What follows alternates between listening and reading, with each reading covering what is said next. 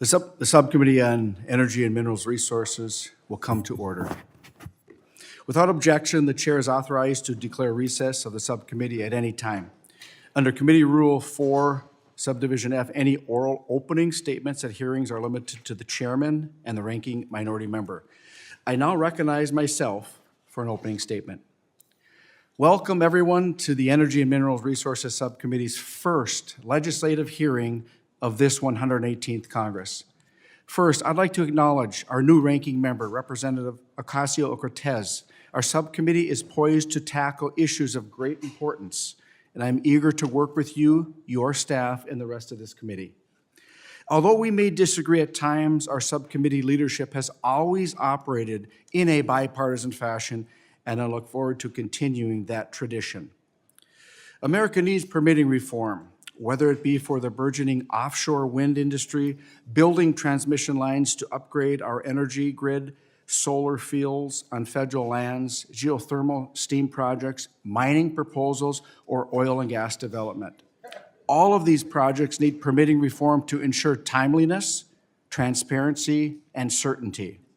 To that end, we're here this morning considering two proposals: the TAP American Energy Act, introduced by my friend and colleague and our full committee chair, Bruce Westerman, and the Permitting for Mining Needs Act, which I introduced last month and now has 33 co-sponsors.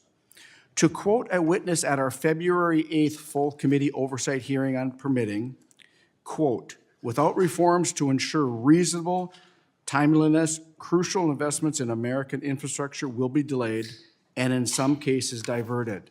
Various provisions outlined in the TAP Act and other thoughtful permitting proposals will help encourage the timely development of clean energy infrastructure across this country." End quote. This is from the American Clean Power Association, the largest trade association representing wind, solar, and more clean energy technologies. Every megawatt of wind capacity requires tens of thousands of pounds of copper, according to the International Energy Agency. The Biden-Harris plan for offshore wind alone is 30,000 megawatts by 2030. The IEA estimates that offshore wind requires 17,600 pounds of copper for every megawatt. We need hundreds of millions of pounds of copper to only construct the turbines for meeting this administration's offshore wind goals. This does not account for the materials needed for electric vehicles, charging stations, distribution, transmission, storage, healthcare tech, or more. It's only turbine construction. The answer for this administration is to import and recycle, but that's not based in reality. If the COVID-19 pandemic has taught us anything, it's that we must be self-reliant on our own supply chains. And there are simply not enough materials in existence now to recycle our way out of this mess. And recycling centers also require permits. It takes an absolutely unreasonable amount of time to mine here in the United States. In my district alone, we have a mine project in its second decade of permitting and litigation. We have another that has its lease arbitrarily canceled and a mining ban put in place over some of the best mineral reserves in the world. At a recent oversight subcommittee hearing, my Democrat colleague from New Mexico discussed the need for a multi-pronged effort to address our supply chains. I agree, but right now, it's not multi-pronged. Right now, the only plan is to import from abroad and some vague references to recycling. Minnesota, like Arizona, Alaska, Utah, or other states, has the resources, the workforce, and the political willpower to mine. We just have to have an administration not turn its back on us. Meanwhile, the Energy Information Administration predicts 50% increase in global energy consumption by 2050, with petroleum and liquid fuels remaining the largest energy source. American resources are the cleanest produced in the world. Chairman Westerman, Federal Lands Chairman Tiffany, and myself toured federal land operations near Hobbs, New Mexico earlier this month. We saw how clean operations are firsthand from construction to remediation. They're not hiding. They will provide a tour to anyone who asks, and yet the administration continues to kneecap American workers and American production. On the first days in office, President Biden froze new oil and gas leasing. Although sued and forced to comply with the Mineral Leasing Act, it has been nothing but delay after delay with this administration. Remember, it takes more than one permit to approve a project on federal lands. Operators must comply with various statutes, including NEPA. However, approval times skyrocketed from an average of 400 days under Trump to 650 days under Joe Biden, with total approvals plummeting well below 50%. The TAP Act fixes these issues and then some. It also explicitly improves upgrades to NEPA that make it easier to deploy transmission lines so we can supplement our energy grid, building on coal, gas, and nuclear to include solar, wind, and more. I am proud to support this legislation, and I'm eager to move it alongside my Permit MN Act. America's energy future is in question. We remain beholden, even after learning the lessons of COVID-19, to our foreign adversaries for hard rock minerals and our energy fuels. I look forward today to the witness testimonies, and I'm eager to move America forward with the TAP Act and the Permit MN Act. Thank you, and I yield to my colleague from New York, Ranking Member Ocasio-Cortez.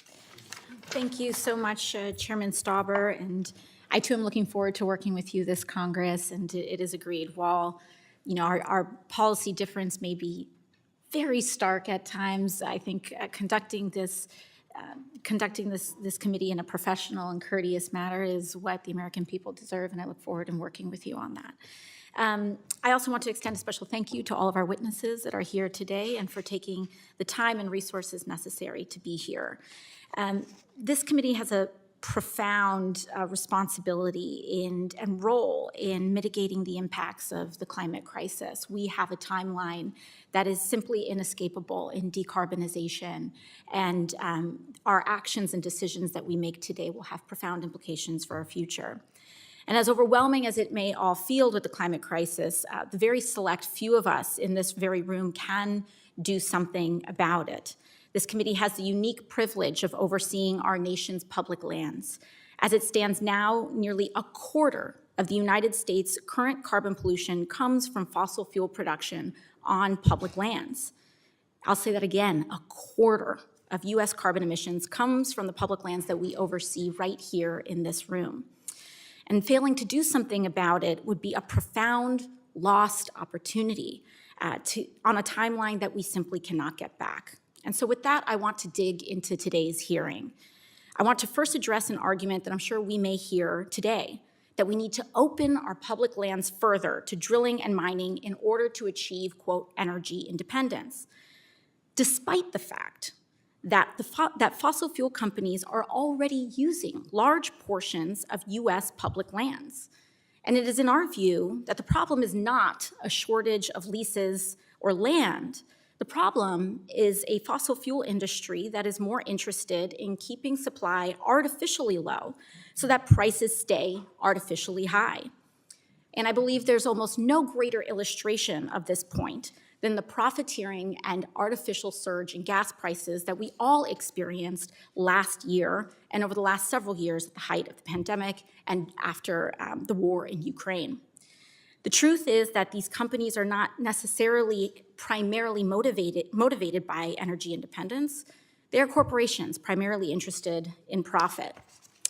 But let's dig into the two pieces of legislation that have been introduced today. The first, the TAP American Energy Act, is a fossil fuel industry wish list. It would eviscerate the authority and discretion of land and ocean energy management agencies to make smart, informed, and prudent decisions about the best uses of our shared public lands and offshore areas. It would force the DOI to hold lease sales quarterly in every state with oil and gas reserves, despite the fact that the fossil fuel industry already holds leases covering nearly 26 million acres, half of which are not being used at all. And it would also allow oil and gas operators to drill on up to 57 million acres of split estate resources without federal oversight. This is shocking. The second, Permit MN would loosen our mining regulations for the most toxic industry in America. It would allow mining companies to stake a claim to public lands without even having to prove that the earth beneath them contains valuable minerals. It would limit environmental reviews, and egregiously, it would allow mining companies to conduct their own environmental reviews. This bill also attacks the rights of tribal communities. It allows the mining industry itself to fast-track tribal consultation processes, despite the fact that the vast majority of minerals needed for clean energy are within 35 miles of tribal land, and that nearly 40% of Western headwaters have already been polluted by hard rock mining.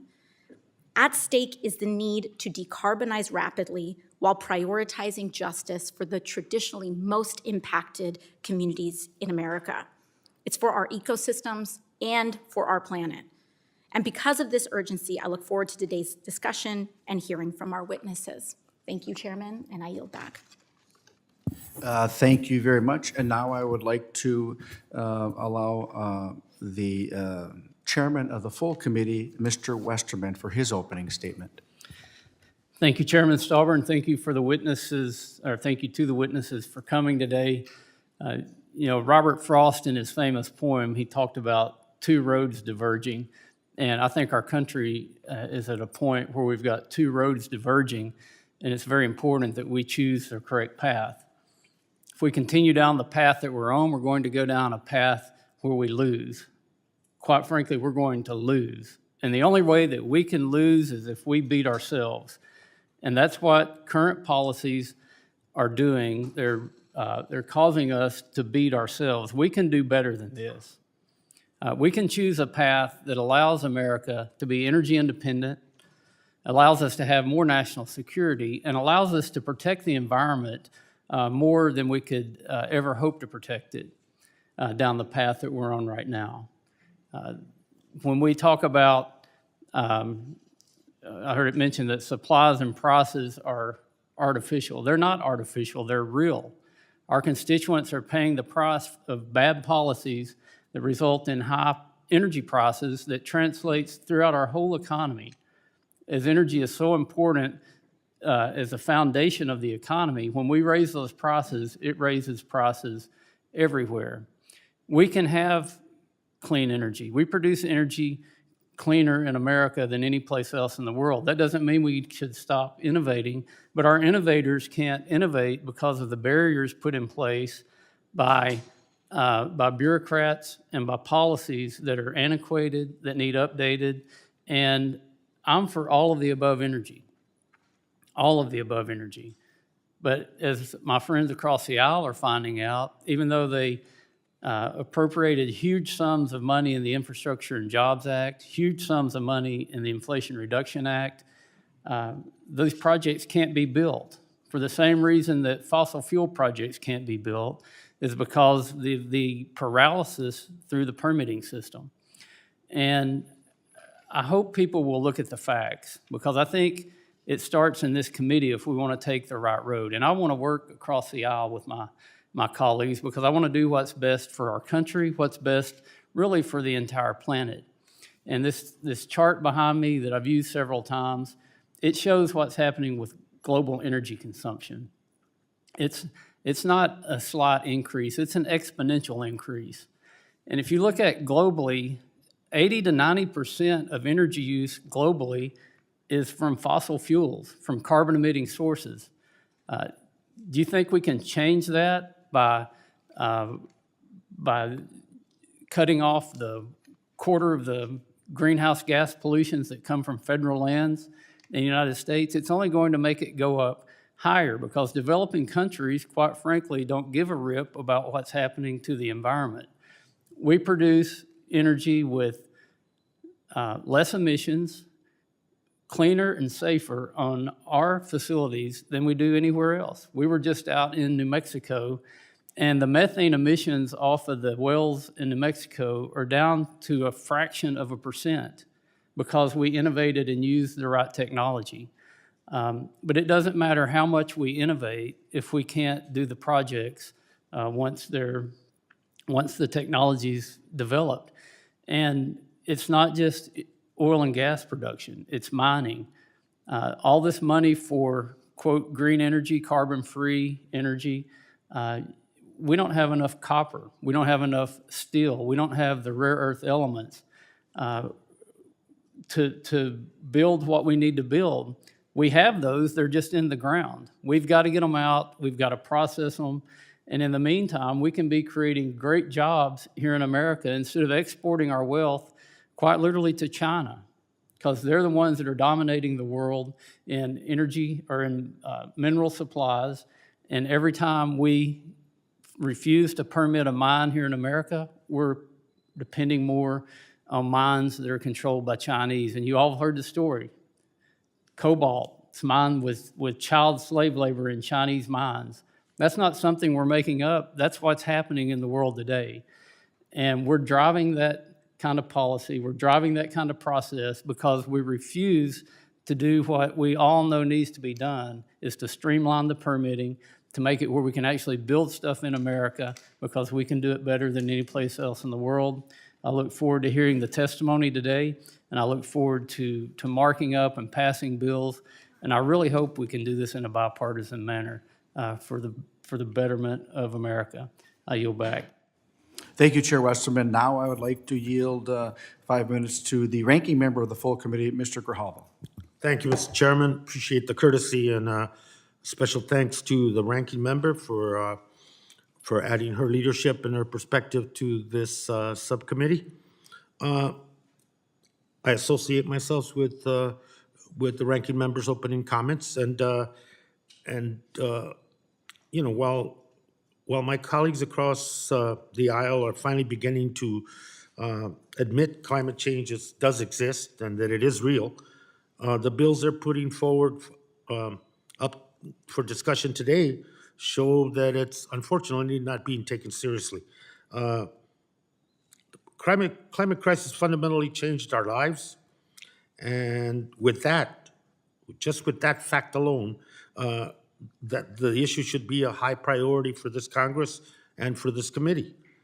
Yet we have here, I think, two bills that really represent industry wish list, a wish list that has been promoted and pushed for many, many years. At a time when we need environmental review, a strong environmental review process more than ever, these bills seek to gut those processes. Just so dirty energy projects that can start producing profits a lot faster with weak scrutiny and oversight and limited to no accountability. These bills have always been a gift to the polluters, but with the context of climate crisis that we all know is real, we're living in that right now. These bills now become reckless and to some extent dangerous. So before we start the whole marketed, branded phrases that we're going to hear, permitting reform, streamlining NEPA, let's look more closely at what some of these bills do. To start with, the chair's bill explicitly says, and I quote, "Environmental review shall not require consideration of downstream indirect effects of oil and gas consumption." To make sure that there's no confusion, those downstream effects are indeed climate change. So when we're considering the environmental impacts of more oil and gas drilling, we have to leave climate change out of that equation. Check a box. Next, these bills remove requirements to look at a project alternatives during environmental review. If there's another proposal that's more sustainable, more equitable for a project, we ignore them and fast-track the original project itself. Check a box. These bills can strip cumulative impact language out of environmental reviews. Check a box. So if a foreign-owned company wants to set up shop near a tribal community whose water is already contaminated by mining waste, they can do it. Check a box. The subcommittee chair's bill even lets mining companies conduct their own environmental reviews. Check a box. That is trust, but no requirement to verify.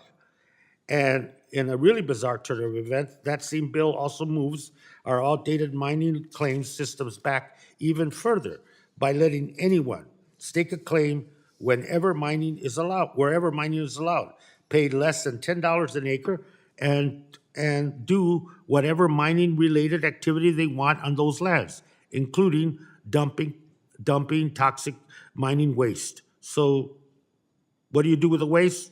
Check a box.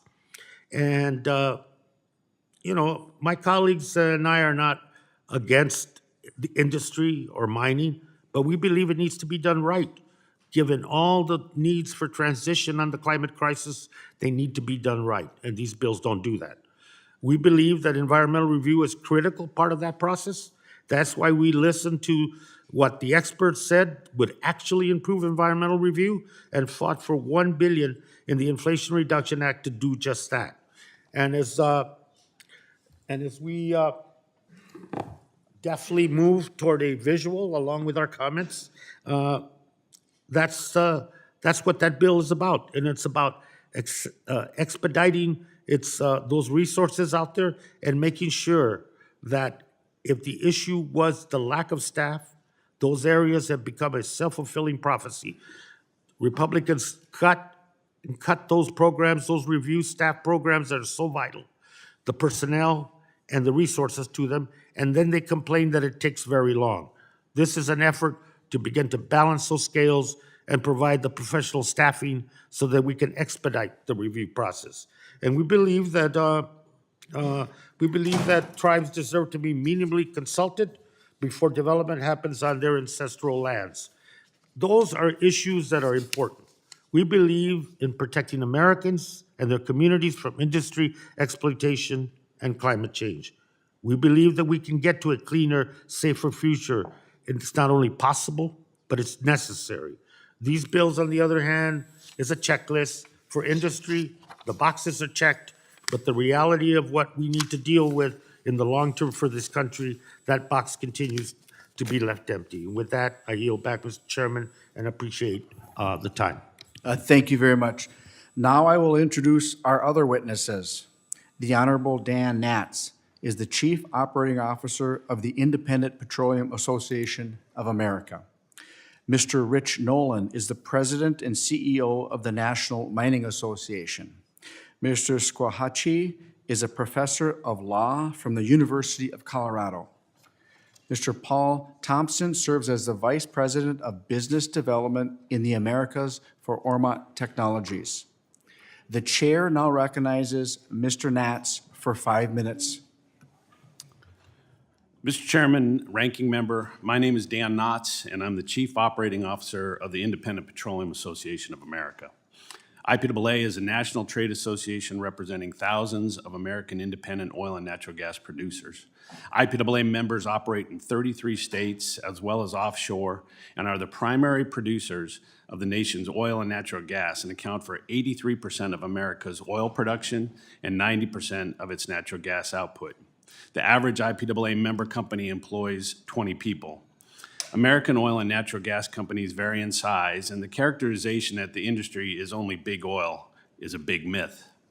IPAA and our members understand the challenges facing the world regarding climate change, environmental protection, and addressing energy security.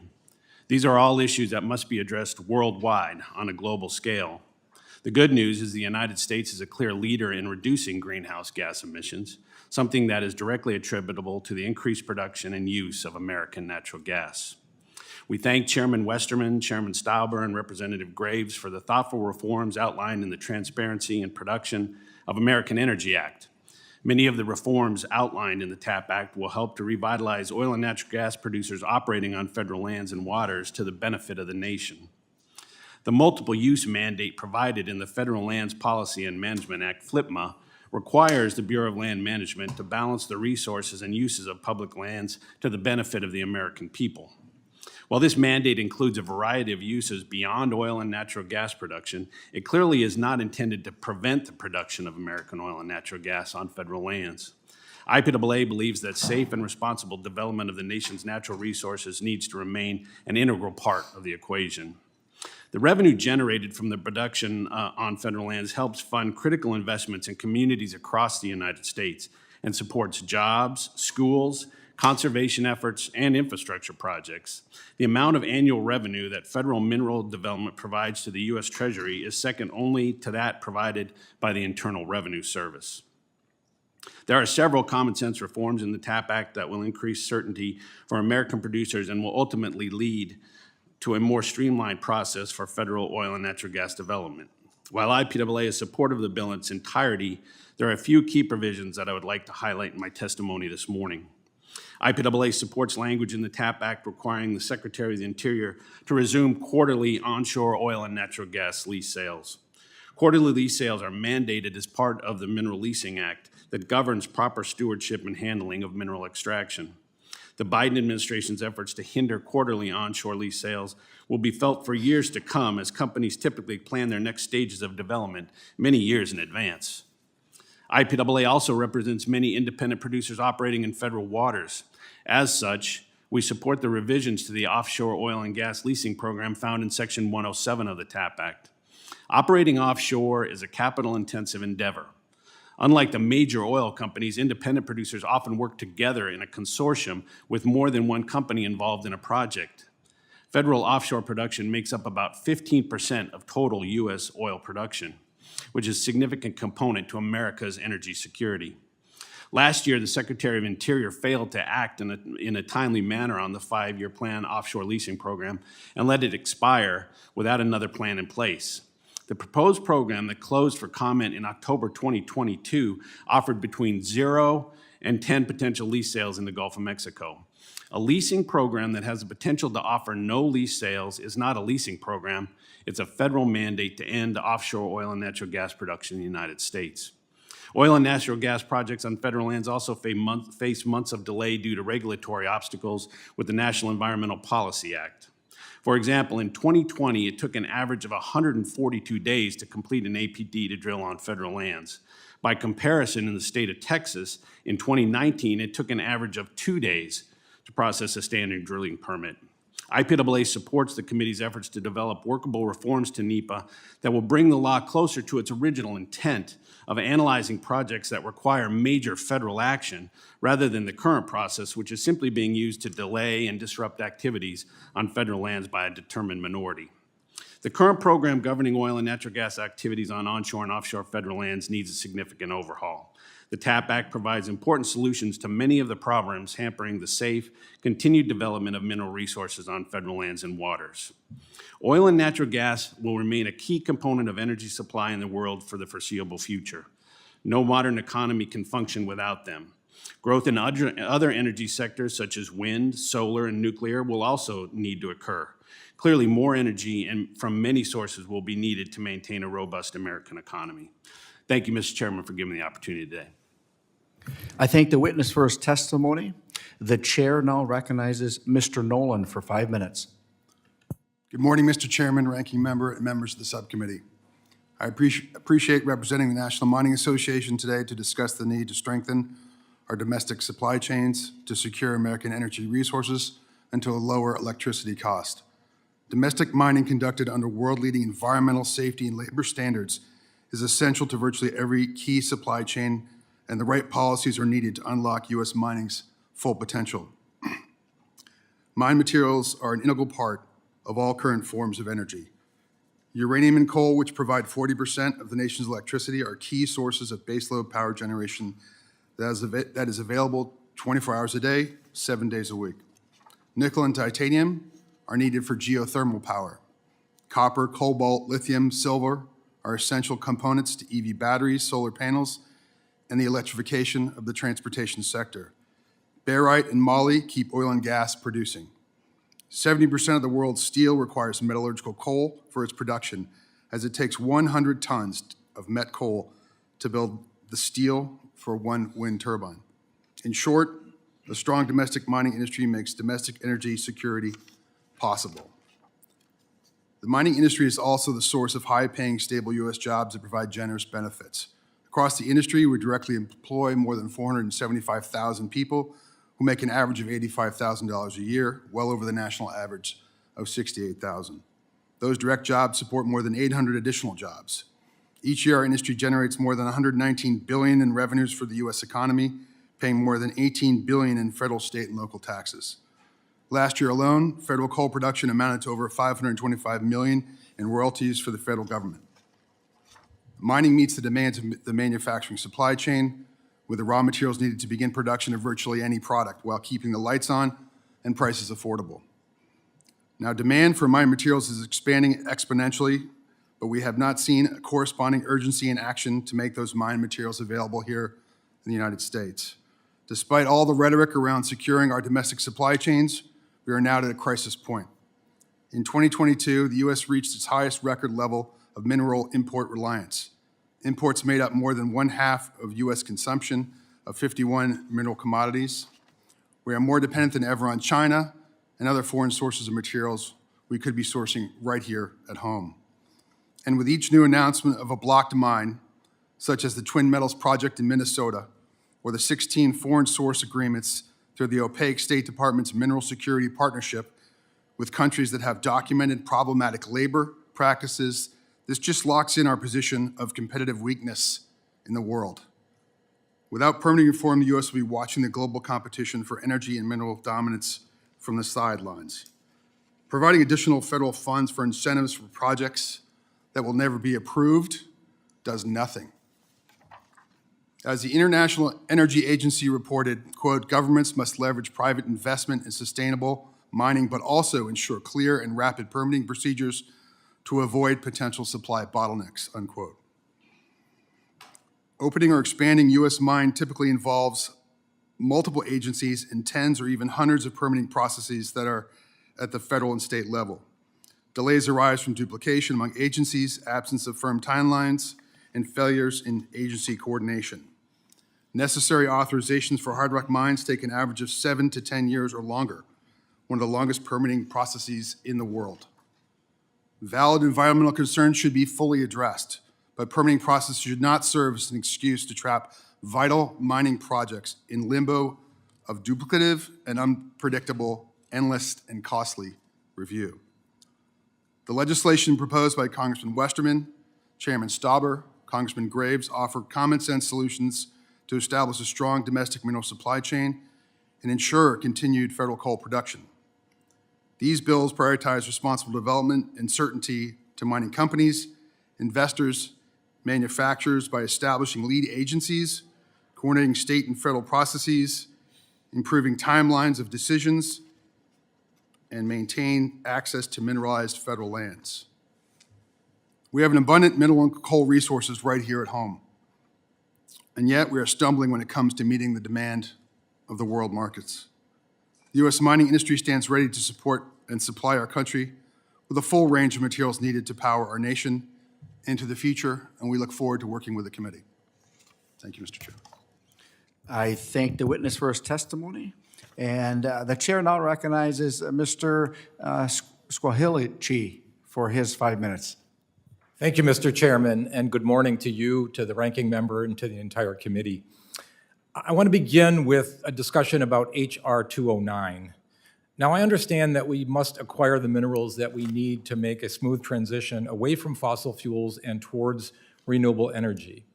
And I agree that we ought to find ways to streamline the permitting process for mines and related infrastructure. Some of the streamlining strategies that are laid out in the FAST Act, for example, I think could be helpful here. But let's be clear. We can accommodate a rapid transition to renewable energy without sacrificing our public lands. And the need for streamlining cannot be used as an excuse to allow noncompliance with our environmental laws. I want to focus on two particular problems with H.R. 209. First, it allows the mine applicant who has a built-in conflict of interest to prepare the environmental impact statement. Aside from the fact that this violates NEPA, it makes a mockery of the required alternatives analysis. The alternatives analysis is the heart of the EIS. It is supposed to present the proposal and alternatives in comparative form, thus sharply defining the issues and providing a clear basis for choice for the agency and the public. An alternatives analysis prepared by an applicant is only going to focus on the applicant's proposal. But NEPA requires agencies to consider all reasonable alternatives. In the case of a proposed mine, for example, the agency should consider the very promising alternative of facilitating metals recycling.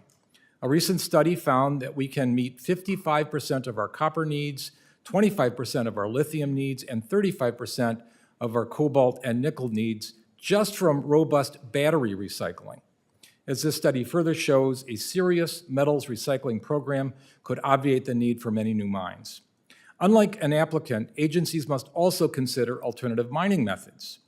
So, for example, an EIS on a proposal for a conventional lithium mine should address the prospects for direct lithium extraction, or DLE, from the massive Salton Sea deposits.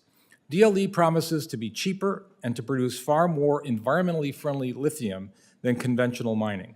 The state of California, for example, estimates that the Salton Sea deposit could annually meet 40% of global lithium needs. Only by insisting that alternatives analysis be prepared by the agency can we assure that things like recycling and different mining methods are fairly considered. Let me now turn to the provisions that would effectively make mining the dominant use of our public lands. H.R. 209 essentially gives a mining company carte blanche to claim mining rights without ever having to even make a discovery of minerals. In addition, mining companies will have an unfettered right to use whatever public lands they need for ancillary facilities. This would include, for example, the massive mine waste piles that they generate from their mining operations. And mine operators, most of which are foreign-owned, by the way, can take the public's minerals without paying a dime to the U.S. Treasury. Most worrisome, the proposal is not limited to critical minerals. It would also open our public lands to potentially thousands of mines for certain types of common minerals like limestone, gravel, and clay. Before we give away our public lands to foreign mining companies, we should step back and consider real mining reform. A leasing program with market-based acquisition fees and royalties should be our top priority. Finally, let me briefly touch on the proposed TAP American Energy Act. In my written comments to the committee, I addressed some specific concerns. In the short time I have left, I'd like to address an overarching concern. To put it bluntly, the TAP American Energy Act's focus on promoting oil and gas development on our public lands and waters aims to fix a problem that doesn't exist. In the short term, an unprovoked war in Ukraine and OPEC's efforts to constrain oil and gas supplies have caused a spike in oil and gas prices. Those pressures on prices may continue for the next couple of years. But over the next decade, we are going to witness a rapid global transition to electric vehicles and renewable energy, and this will erode the demand for oil and gas significantly.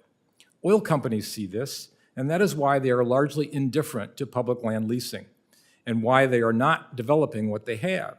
During the Trump administration, the government offered 25 million acres of onshore oil and gas leases and 78 million offshore acres. Only about 10% of these lands were actually leased. Oil and gas companies now sit on almost 14 million acres of unused public land leases, despite having received more than 9,600 drilling permits for these leases. Encouraging more leasing at below market prices, as proposed in the TAP American Energy Act, will further enrich already bloated oil company revenues while making these public lands unavailable for other important uses. That strikes me as a very bad deal for the American people. Thank you for the opportunity to offer these comments. I welcome your questions. Thank you very much for your testimony. The chair now recognizes Mr. Thompson for 5 minutes. Mr. Thompson. Thank you. Thank you, Chairman Stauber, Ranking Member Ocasio-Cortez, and all the subcommittee members for this very timely hearing on critical geothermal permitting reform. I'll make brief remarks and I'm happy to answer any questions you may have. By way of introduction, OrMAT Technologies is a vertically integrated renewable energy company focused on geothermal energy development. We have been in the United States, headquartered here since 1965, and are headquartered in Reno, Nevada. And today we own and operate 1,100 megawatts of generation, primarily in the United States. We also have projects in Kenya, Guatemala, Indonesia, Honduras, and Guadeloupe. What separates OrMAT from other developers is that we not only own and operate geothermal projects, but we design and manufacture the equipment. OrMAT is also responsible for 2 gigawatts of geothermal generation around the world. So that is about double what we've been able to do here in the United States. We have extensive experience on U.S. public lands. We have 22 operating geothermal projects on almost 250,000 acres of BLM land. We have another 17 projects that are in NEPA review. We have paid about $2.6 million in royalties, and we pay about $1 million a year in rentals to the Bureau of Land Management. Our zero-emission binary technology is deployed almost 10 to 1 over other technologies today, and we've avoided about 4.5 million tons of CO2, and we think the provisions in the TAP Act will help us double that. We applaud the introduction of the Transparency and Production of American Energy Act of 2023. It provides clarity and consistency in 3 specific areas that will help meet the goal of deploying at least 25 gigawatts of geothermal energy on public lands by 2025. So what does this bill do exactly? Well, Section 109 requires geothermal leasing to occur annually. In states like Nevada, we see the Bureau of Land Management regularly conducting lease sales, which is the critical first step to geothermal development. In other states, we have not seen a lease sale since 2016, even though lands have been nominated for geothermal development. Section 203 recognizes that the drilling for exploratory geothermal wells, including constructing or improving structure pads for activities that are less than 12 inches in diameter and where the total surface disturbance is less than 5 acres, should not be required to proceed through the full NEPA review, which is currently taking geothermal projects 24 to 36 months. What does that mean? Before a geothermal developer can even know if there's a geothermal resource, today, to be able to drill those exploratory wells, we have to go through a full environmental assessment, and that is taking between 2 to 3 years. Then we proceed to a utilization permit to build and construct and operate the power plant, which takes another 2 to 3 years currently.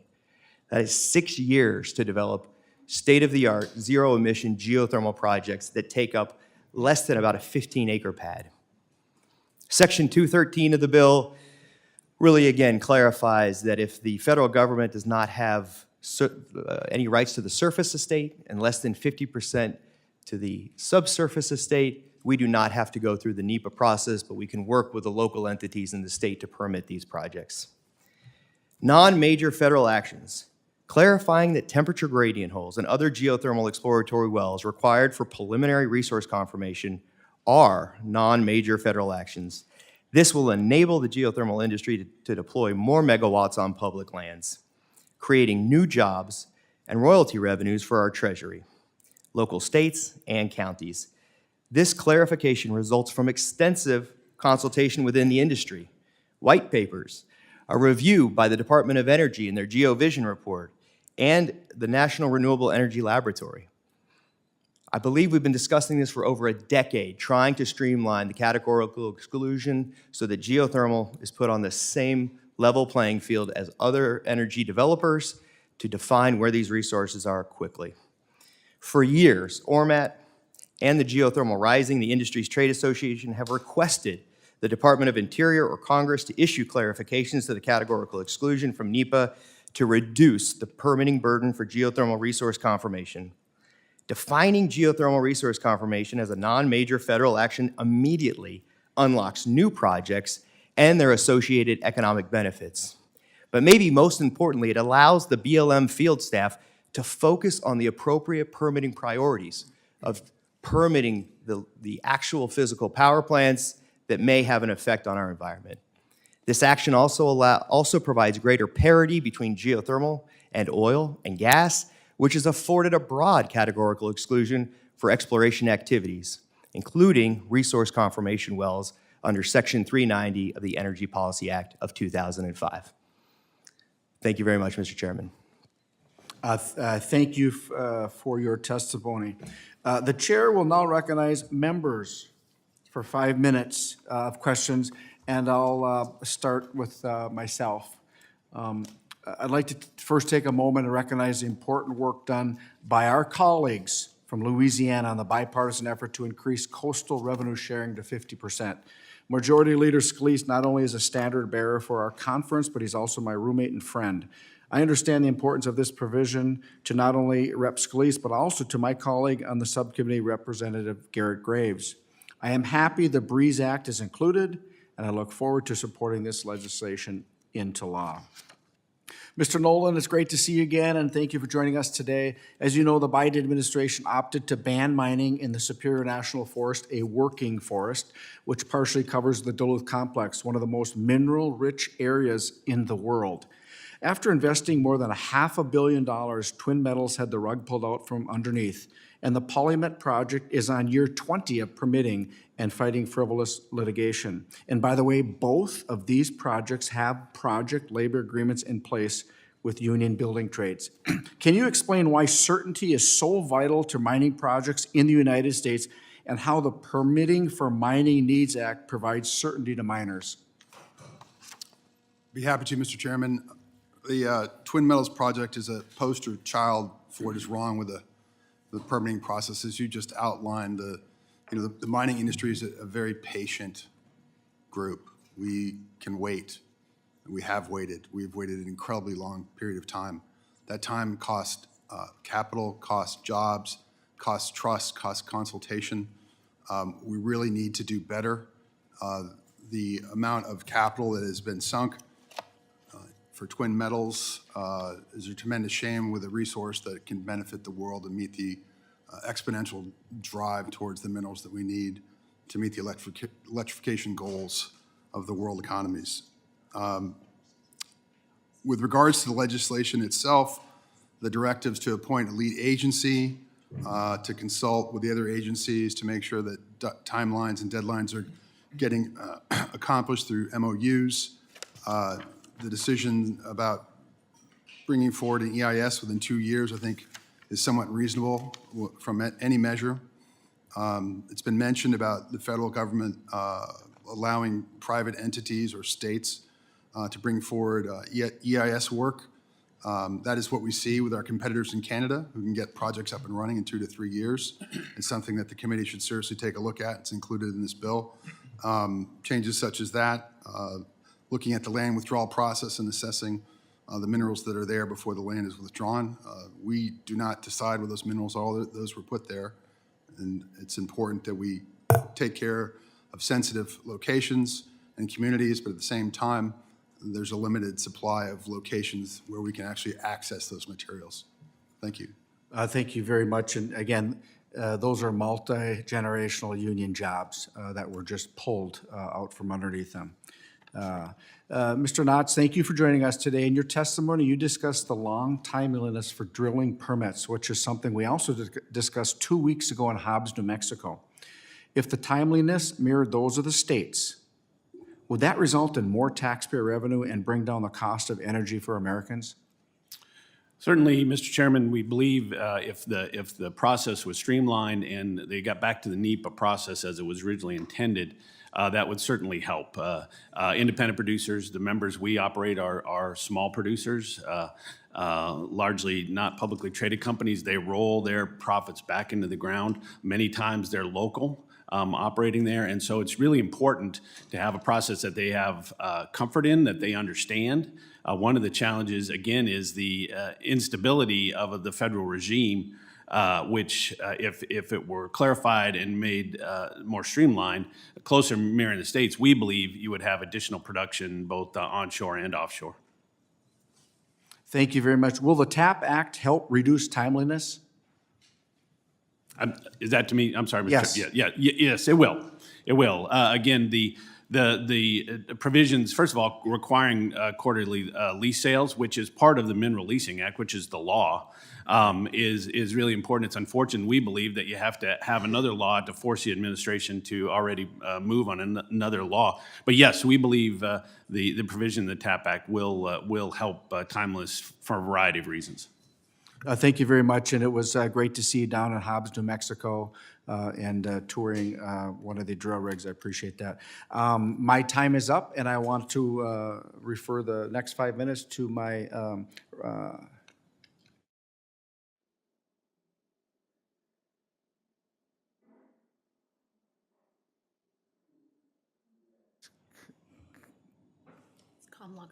Come on it up. There you go. I'm sorry. I had my ranking member on my mind. Yes, yes. You're up I'm now. skipping my. There, got it. Thank you very much. Well, thank you, Mr. Chair, and my vice ranking member for the courtesy. My district includes the largest urban field in the United States. And so my constituents sadly know better than many about the environmental and health impacts that come with oil and gas development. And I certainly believe, as do they, that we need stronger, not weaker, environmental, climate, and public health protections. And I'm concerned that some elements of these bills take us in the wrong direction. Specifically, this legislation does a lot to limit environmental reviews critical for community input under NEPA. So I have a couple of questions for Mr. Squillace. First, I understand that the federal law requires tribal consultation. So if during the consultation process, a tribe opposes a public lands mine that would destroy sacred sites, for example, does the mining law empower the secretary to deny that project? I would say that the mining law doesn't necessarily give the secretary that authority. We have a law called the National Historic Preservation Act, which arguably comes in here, would require consultation with the various parties who would be affected, including the Advisory Council on Historic Preservation. And there could at least be recommendations that the permit be rejected on those grounds. It's not mandatory, but certainly there would be an effort to understand the potential implications on tribal resources and consider those actions or those impacts in a final decision that was made to allow or not allow that to go forward. But it's discretionary. Yes, it's discretionary. Okay, great. And then, not great, but thank you for the answer. And then Section 202 of the legislation would codify the Trump administration's disastrous NEPA regulations, which the Biden administration is in the process of replacing. Among other things, this legislation would eliminate the longstanding requirement that federal agencies consider climate change in their environmental reviews, and also severely restrict the ability for agencies to consider pollution and public health impacts. So would just love your thoughts on, what gets covered up, what is not shared when you silence community by removing public input from the process? Yeah, it's a really important question, and I guess I would say that one thing that we kind of have ignored here is the fact that the costs, the social cost, if you will, of climate change is enormous. And we have tools that we can use to calculate that cost and factor it in to important decisions. The EPA recently came out with a proposed study. It's still in draft form, but it suggests that the cost of one additional ton of carbon equivalent into the atmosphere is essentially costing us about $190 for each ton.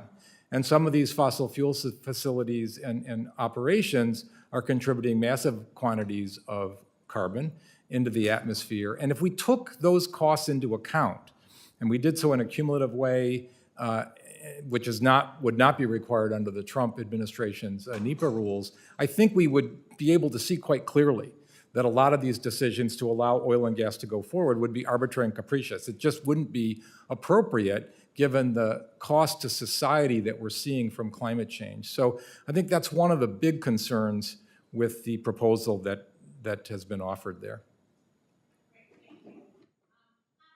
Thank you very much. I agree with you. Oftentimes we forget to talk about how much poor public health costs and how, while we're always looking to invest more in how we can have green and clean energy, we forget that when we are trying to circumvent a process or obfuscate it, we end up costing ourselves much more. I just want to close by saying I think our current these regulations and some of our past regulations have already resulted in sacrifice zones like those in Cancer Alley in Louisiana. And so I'm certainly dedicated to doing everything that I can to stop legislation like this so that the issues we're facing aren't further exacerbated and so that communities like mine, people that live in my district, don't suffer that same fate. So thank you so much, and I yield back my time. Thank the gentlewoman. The gentleman from Colorado is recognized for 5 minutes. Thank you, Mr. Chairman. Horizontal drilling and hydraulic fracturing allow operators to drill numerous wells on a single pad, which reduces the surface disturbance on public lands. This is the least intrusive method that exists for large-scale energy production. However, many of these pads need numerous wells to be profitable. In many cases, the approval of only a couple of individual drilling permits is not sufficient. Instead, operators may need 5 or so wells to be economically viable, and they need all of the permits in hand and ready to go to provide the certainty that's needed to develop. So by failing to efficiently issue drilling permits, this administration is jeopardizing projects across the West that require multiple permits. Mr. Knotts, the TAP Act Section 104 offers a suspension of operations to companies awaiting adjacent acreage not yet offered for lease. Can you talk about the development process and why natural gas companies require multiple leases and permits? Sure. Congressman, thank you for the question. You outlined it very well. Many times in the West, Intermountain West, on federal lands or anywhere, you have to put together projects in a very complicated system of federal lands, state land, federal minerals, state minerals, private minerals. So as producers move forward, you just don't get one permit and drill.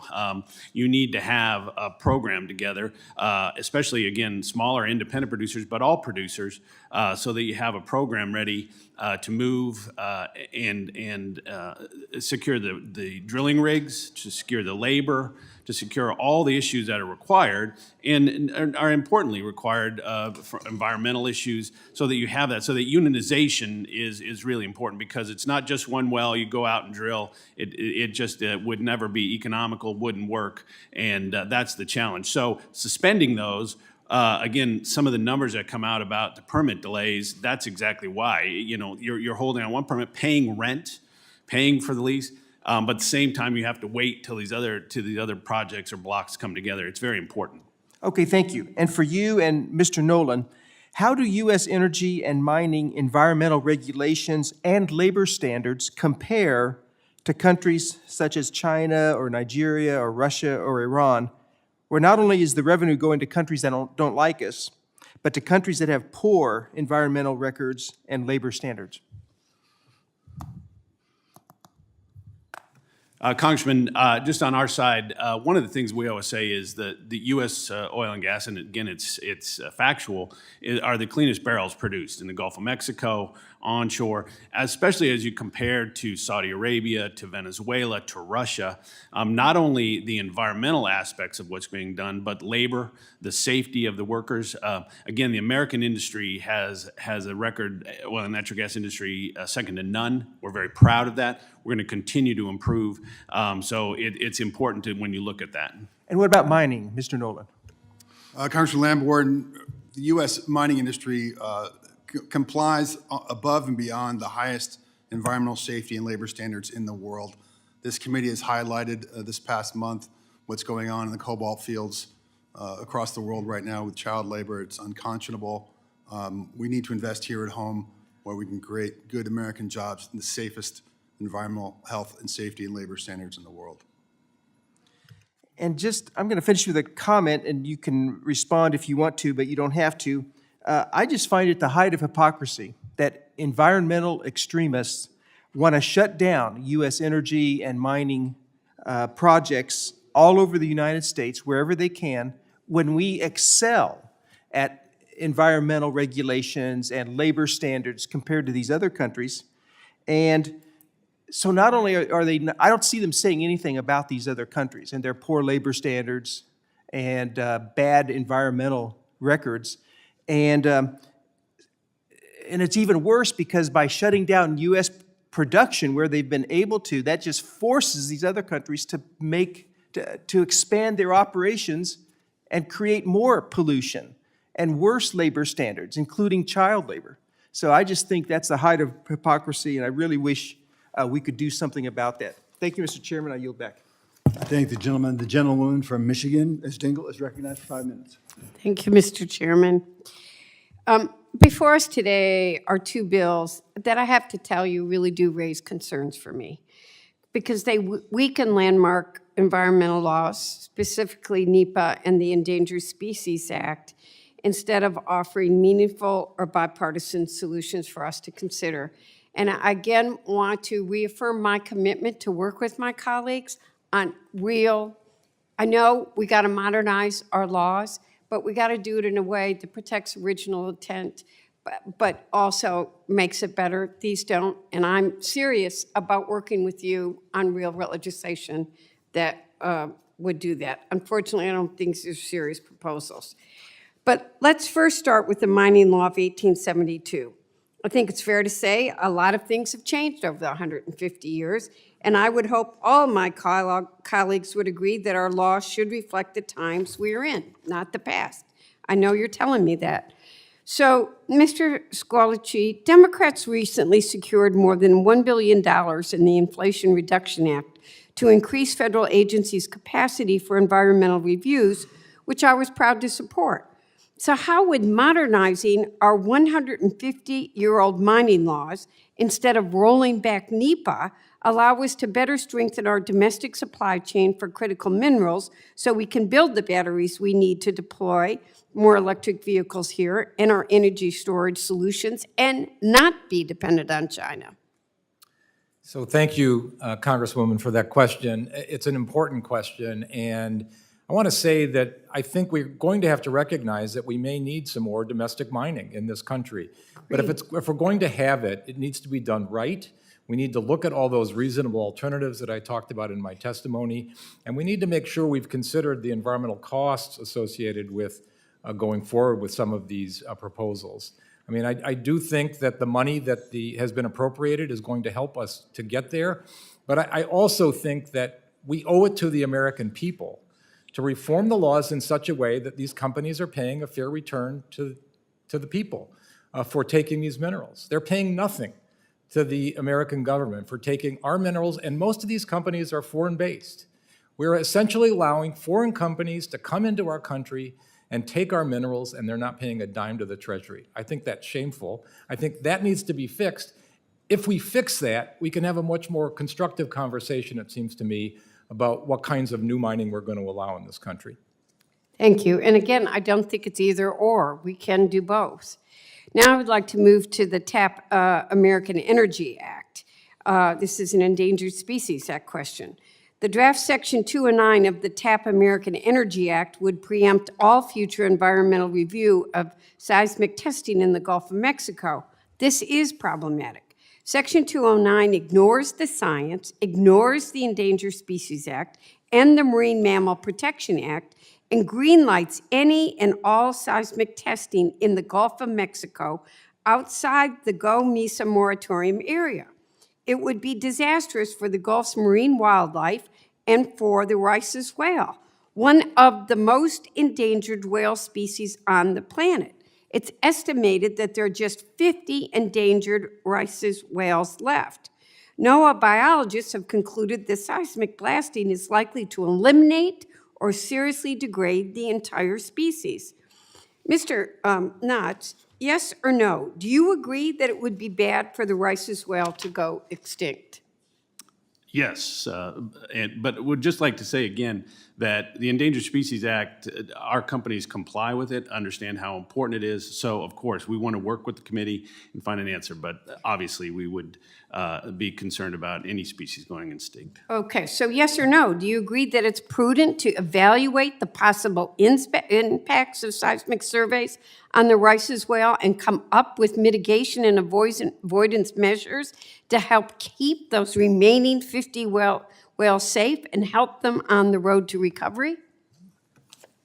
We're confident that the industry will work with the federal regulators, work with the Fish and Wildlife Service to find answers there. And we're confident, again, that the federal regulators will work with them to answer those questions. about to run out of time, but what I'm concerned about is that Section 209 of the TAP Act would prevent any future environmental reviews of seismic blasting in the Gulf. I would ask my colleagues on the other side, especially those from Florida and the Gulf states, is the extinction of the endangered rice whale in your backyard really the price you're willing to pay for unfettered access to seismic testing in the Gulf of Mexico?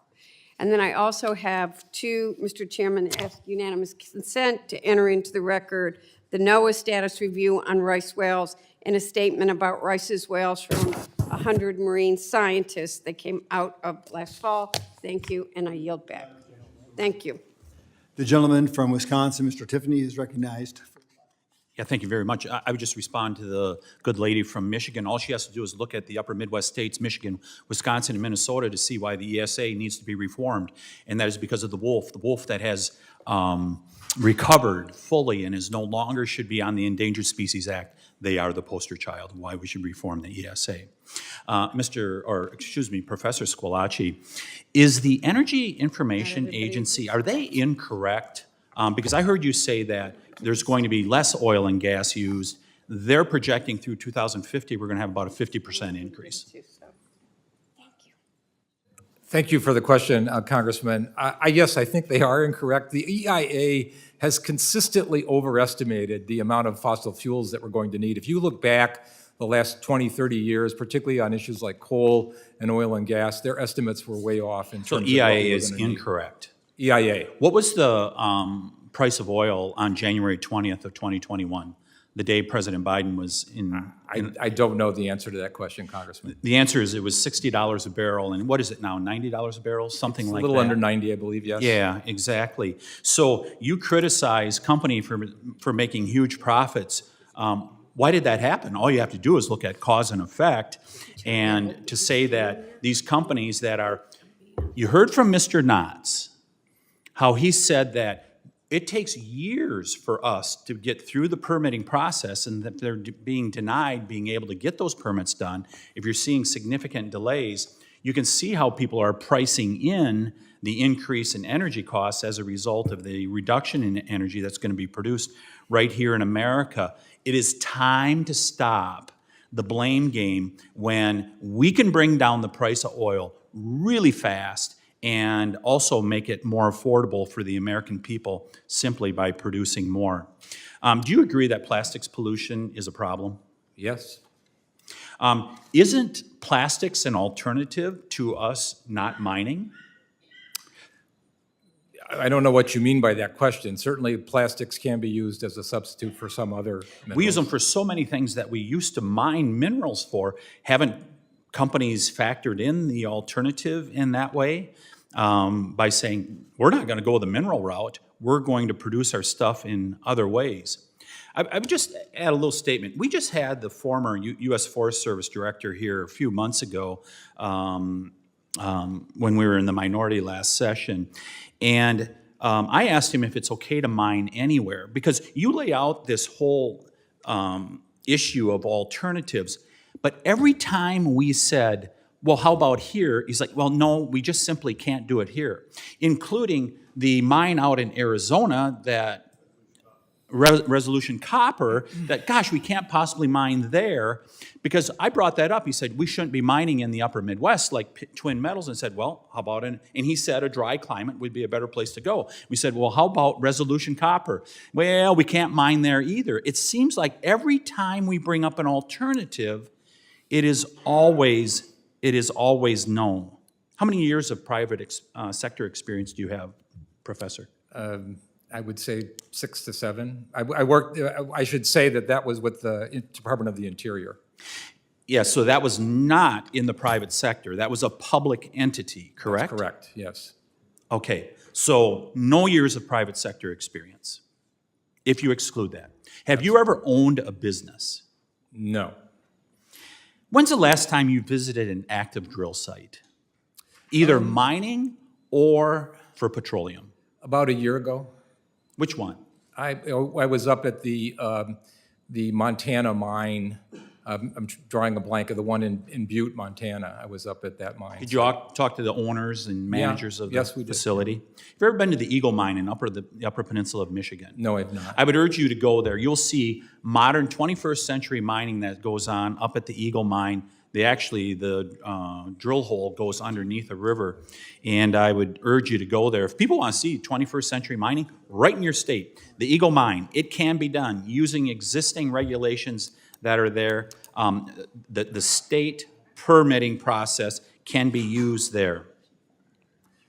Can I briefly respond to some of the comments that you're making here? So, No, I've only got 20 seconds left, and I got to give some time to a couple other people.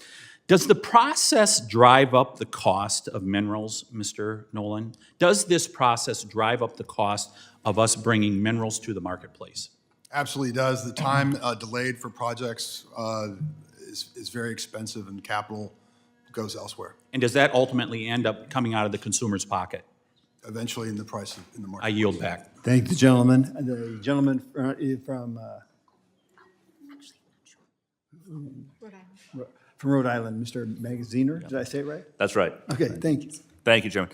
So this committee has a responsibility to ensure that America's natural resources benefit the American people and not just the special interests. And over the past year, we have seen vividly what can happen when big energy companies are allowed to put profits ahead of people. In just 6 months last year, the price of gasoline in this country rose 49%. The price of diesel fuel rose 55%. Rhode Islanders were paying $5 a gallon for gas for the first time ever. Families struggling to heat their homes. And what were the big oil companies doing? Raking in record profits, not revenues, profits. Exxon, Chevron, BP, Shell, Total Energies recorded profits of nearly $200 billion in 2022. That's not revenue, that's profits. That's $600 for every American citizen. Exxon alone reported more than almost $80 billion in profits. That's $6 million an hour. Their CEO made $18 million last year, and the company recently signed off on a $50 billion stock buyback plan. Chevron made $36 billion in profits, more than double the previous year. Their CEO made $22 million. All of this while the industry was sitting on more than 9,000 unused leases on federal lands. They want the price to be high. They want the price to be high. So we cannot have a real conversation about lowering energy costs without addressing runaway profits. The benefit of energy production on public land should go to the consumer, not the highly paid executives or the hedge fund managers. So now we're being asked to consider legislation that would let the oil and gas industry shortcut environmental reviews to get even more leases faster and to sit on them longer without any guarantee that it will do anything to lower prices for consumers. We're even being asked to look at gutting the funding that Democrats secured to speed up permitting reviews. I'll say that again. Gutting the funding to speed up permitting reviews because the goal here is not to speed up the process, it's to shortcut the process. So we cannot allow oil and gas companies to sit on unused leases for longer, preventing those leases from being used, by the way, for clean energy projects and other purposes that could lower costs for consumers indefinitely. We have to, as a committee, make sure that we prioritize the interests of the American consumer, not the interests of the CEOs, the executives, the hedge funds, and the like. And I look forward to working with anybody to do that. My question for Mr. Squillace is, in your testimony, you talked about how these 14 million acres of unused leases in many cases could be used for other productive purposes, including affordable clean energy projects that could lower prices for consumers. Could you expand on that point, please? Sure. Thank you for the question, Congressman. You know, we've tied up a lot of lands, not just for the 10-year primary term of a lease, but oftentimes much longer than that. There was a study done in 2018 that suggested over 2,700 leases had gone well beyond their primary term through these suspensions. The bill, the TAP American Energy Act, would allow almost unfettered access to these additional suspensions, which are supposedly in the interest of conservation. And the problem with that is that under the TAP American Energy Act, apparently an oil and gas company could request an extension basically because they're claiming that they need some adjacent land to develop their oil and gas, and the BLM is required to issue that extension within 15 days. No review, no public process, and these extensions go on and on forever. The GAO report found that for 650 leases, these leases had extended more than 30 years. And so the problem is that these leases are tying up our public lands and they're not being used for the purposes for which they were made. All those lands are no longer available, not just for renewable energy development, which could be important, but for other public uses that we could make of these lands, including public access, public recreation, and those kinds of things. So I think it's really important that we clean up the leases that are not being used, that we find ways to remove them from our public lands, and indeed that we periodically and pretty often review suspensions of leases to make sure that they have been issued for legitimate reasons. Thank you. Recognized for 5 minutes. Thank you, Mr. Chairman. Professor, and I'm going to try to do this, Sequali, did I? Scowalachi, excuse me. I knew I wouldn't get it right, but I wanted to address you. In your testimony, you state, calls to reform the General Mining Law of 1872 go back more than 100 years. Yep. To say that reforms are long overdue is a gross understatement. I frequently hear this from a lot of my Democratic colleagues. But I've noticed in an op-ed that you penned yourself on the Antiquities Act, you write it would be short-sighted in the extreme for Congress to change a single word of what has been, by practicality, every measure, one of the most fruitful and far-sighted laws that's ever been put on the books. Now, I'm not going to disagree that during Western discovery there could be a role for Antiquities Act, but those days are long gone. How is it logical to argue one law needs updating due to its age and the changing conditions of the world, but not the other from the same time period? Thank you for the question, Congressman. I really think it's apples and oranges here.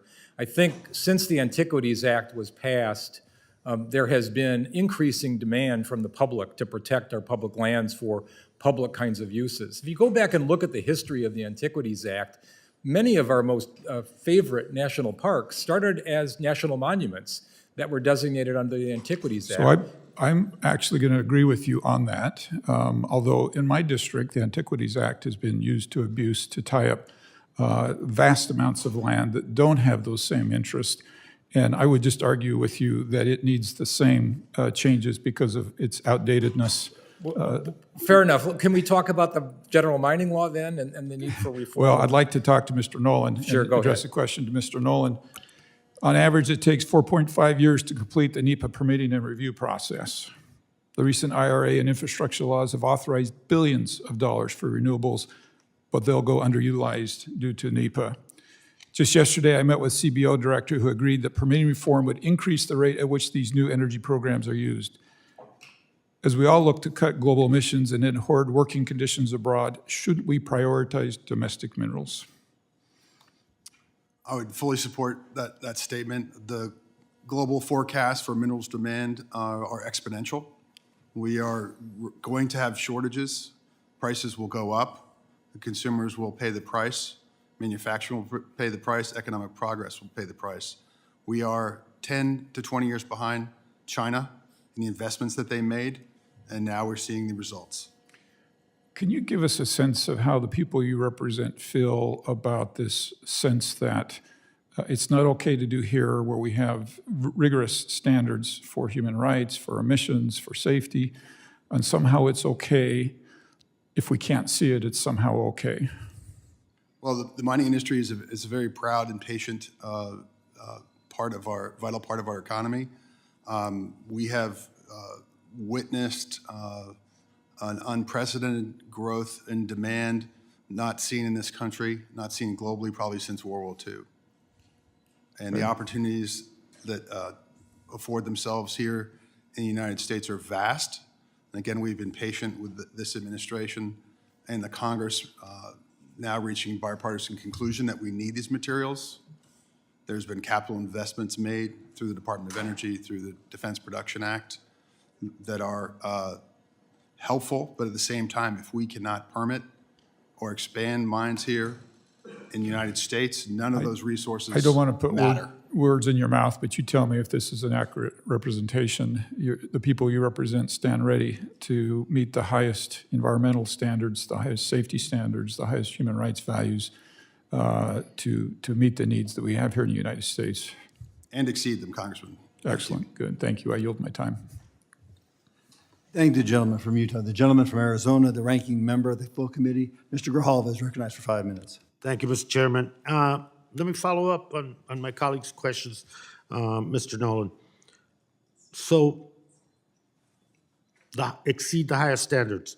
Do you believe that then that companies, multinational companies, corporations that work in other parts of the world, that exploit people, child labor, horrible labor standards, no concern for the environment, or clean air, clean water, do you feel that these particular entities should be allowed to do business on federal land and waters if they're violating the laws of other countries?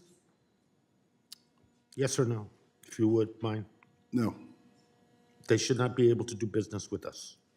Congressman, there are specifics around global mining operations and how they operate, but what I can tell you is that the book of law that spans over 36 federal environmental laws and regulations, including some of them that have been mentioned here today, including the Antiquities Act, provides a vast network. No, and I agree, safety. and thank you, Mr. Nolan. I look forward to working with you and my colleagues from across the aisle to address that issue, in particular through legislation in the future. If we're going to be consistent, that begs the question not to be consistent. And by banning those entities from doing business on federal lands and waters, I think we take a step and keep that standard high for the rest of the world. I look forward to those discussions. Mr. Kalichi, the bill allows mining companies to do their own environmental assessments. Do you think that would create conflicts of interest, and how would that in general affect environmental review? Company does its own analysis. Yes, I think there's no question, Congressman, that if a company prepares the environmental assessment, they have a biased point of view. They want to do what they're proposing to do. And that's why NEPA was careful to require that the NEPA document be prepared by the responsible official, that is, by the agency. Only by having the agency prepare the environmental documents are we going to get, as I was discussing in my testimony, a robust alternatives analysis that looks at other options. I mean, there are, in most cases, there are other ways to develop a mineral resource. There are other places maybe where you can do it. That's not to say that the government should deny the permit for the applicant, but we need to look at these other opportunities that we have. I gave the example of lithium. It's kind of a very important issue right now with what's going on with lithium. I think we've paid far too little attention to the potential for recycling. You can dismiss recycling and say we're not going there, but we have no program here in the United States for robust metals recycling. And we could go a long way, I think, with solving our problems if we adopted something like what Europe has done with their waste of electric and electronic equipment program. So approximately, sir, let me follow up with you. How much of our public lands would be open to mining claims if the text in this bill became law? What kind of restrictions would exist on those that stake a claim where? How long would these claims be good for? So Congressman, you've been a champion of mining law reform and trying to avoid a lot of these problems, and many of us are greatly appreciative of that. But I will say that because of the way that the proposal for H.R. 209 works, it would seem that it would open up all lands that have not otherwise been withdrawn. I think that is in the neighborhood of 300 million acres of public land that would be available. And you won't even have to show that you've made a discovery of valuable minerals. I mean, the only limitation we've really had on the ability of a mining company to go onto public lands and develop minerals is the discovery requirement. And that would be wiped out. As I pointed out in my testimony, So go ahead. mining waste would then become, on public land, a mining Yes, best use. because the bill defines operations to include all ancillary facilities that are needed for mining. So all a mining company has to do is say that they need this additional 2,000 or 3,000 acres of public land for their giant mine waste pile, and it's theirs. They can basically take over our public lands with this toxic mine waste, and that land is going to essentially be lost forever. As long as the law, present mining law exists, efforts, as the legislation we're talking about today, it only makes matters worse. The law is the fundamental issue that's on the table. Mining industry doesn't seem to have a problem with that, but it does have a problem with public's right to know and public interest balance. But I yield back, Mr. Chairman. Thank the gentleman from Arizona. The gentleman from Idaho that might be increased to be the greater Idaho is recognized. Is not greater yet, but it might be coming here. Thank you, Mr. Chairman. And I'm going to have a question for Mr. Thompson here in just a second. But given our circumstances, if we try to do anything in a bipartisan fashion, it's difficult because my friends on the other side of the aisle, in terms of energy production, they're not real fond of coal, not real fond of hydro because of dams, not real fond of fossil fuels, certainly nuclear, not even wind and solar when it comes to the point that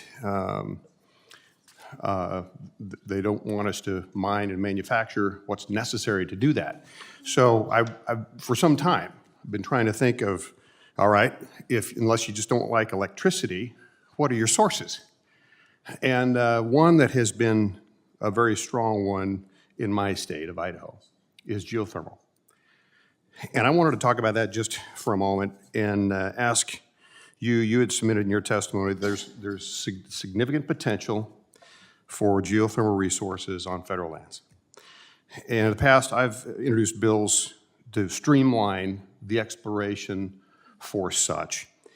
And I just wanted to ask you, first of all, just in general, to expand on your earlier thoughts and comments about the potential for geothermal on federal lands. Thank you, Mr. Chairman. Through you to Mr. Fulcher. Thank you for the question. And we've discussed this some time ago. The potential for geothermal is huge, and states are starting to recognize that if they want carbon-free, reliable resources, they need to develop more and more geothermal resources.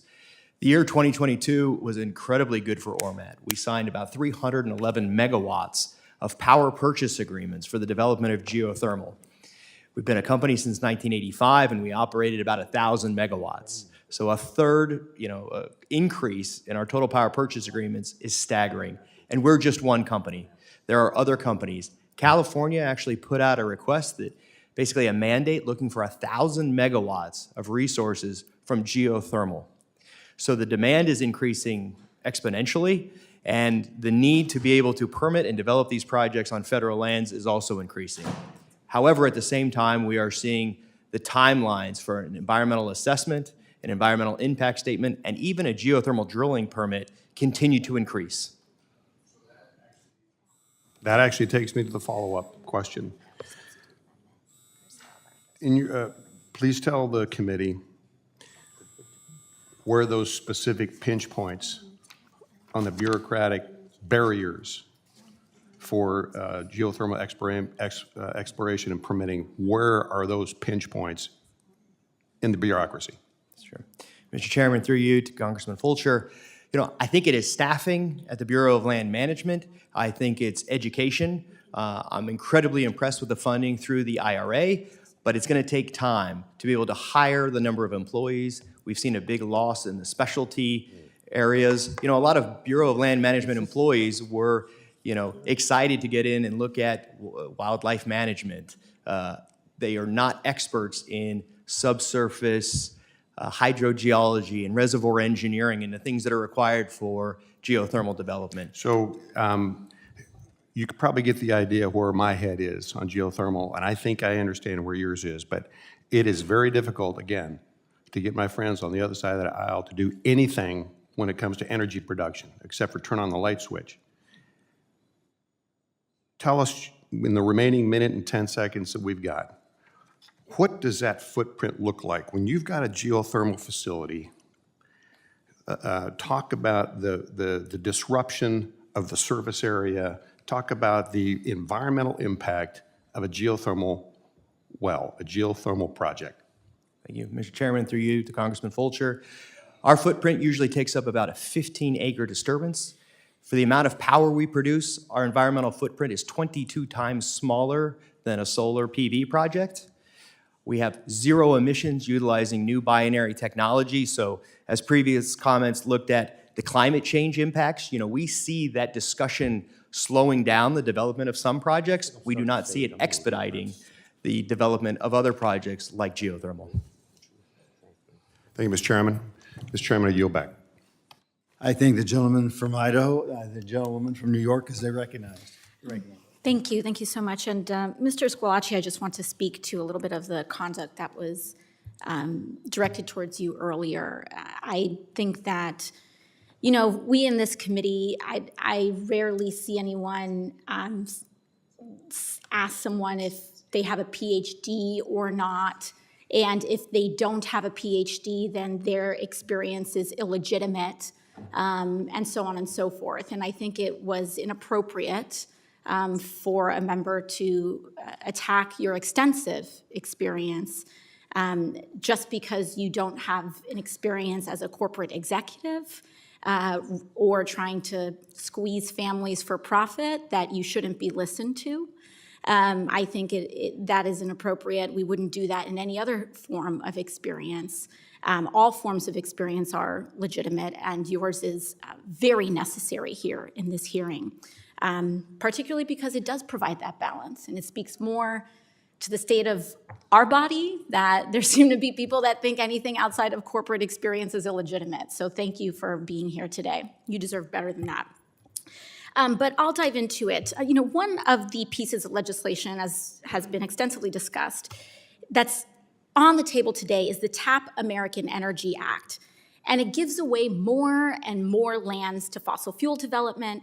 It locks up and locks them up from potential productive use, other productive uses like renewable energy development and climate mitigation, and makes it even easier for industry to avoid public input and the consequences of their actions. So let's talk about this whole leasing issue. Mr. Squilacci, on average, how many drilling permits are approved each year on federal land? Thank you, Congresswoman, and thank you for your kind comments. I've got a pretty thick skin, and I'm reasonably confident about my own experience and expertise. I was not cowed by the comments of your colleague. I believe that the number is somewhere in the neighborhood of 3,000. Do I have that right? Yeah. I think it's about 3,000 permits that are issued every year. And as I mentioned in my testimony, we have 9,600 outstanding permits on our public land. So it's not as if the oil and gas industry doesn't have the opportunity to develop more public land, oil and gas. I think the question is, do we really need to exacerbate the existing problem of all these leases and lands that are not being used despite the fact that they're tied up for many, many years? Mm-hmm.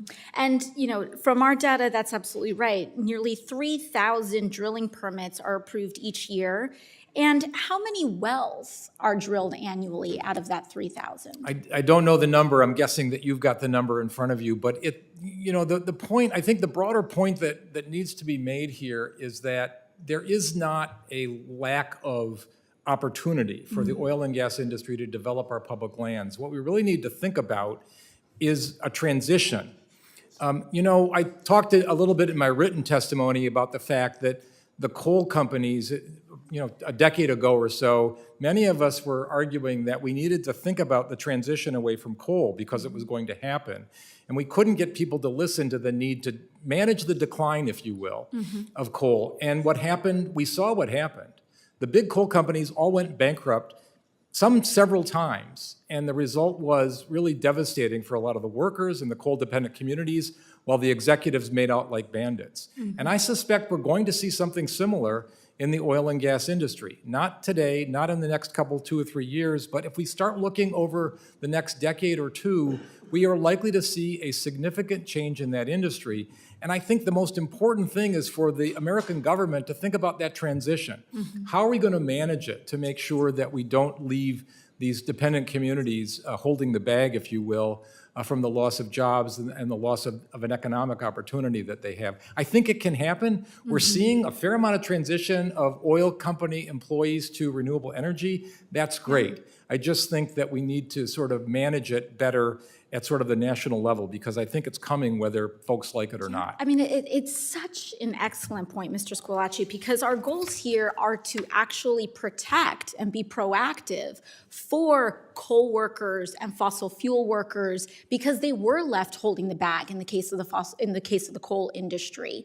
This transition was not prepared for, and there was almost this artificial propping up of the coal industry until the market forces just really saw this not work out. And in fact, there may be giggling here at that, but we saw even the other side resist pension protections for those coal workers. So I don't want to hear, this giggling at that, because we saw that pensions by the Republican Party were opposed for those fossil fuel workers until Democrats stepped in. But, and thankfully we were able to advance a bipartisan protection of that. But it wasn't until we were able to advance that. And I think that planning that transition is going to be essential. Thank you for raising that point.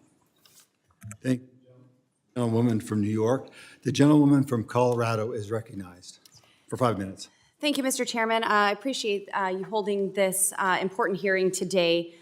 With the average price of gasoline nationwide currently sitting at $3.35, and the average hard rock mining project taking 7 to 10 years to go through the NEPA permitting process, clearly we must do more to streamline the permitting process and encourage responsible energy production. And I must just add that I'm not thrilled to hear the remarks from Mr. Squillace, excuse me, and the ranking member.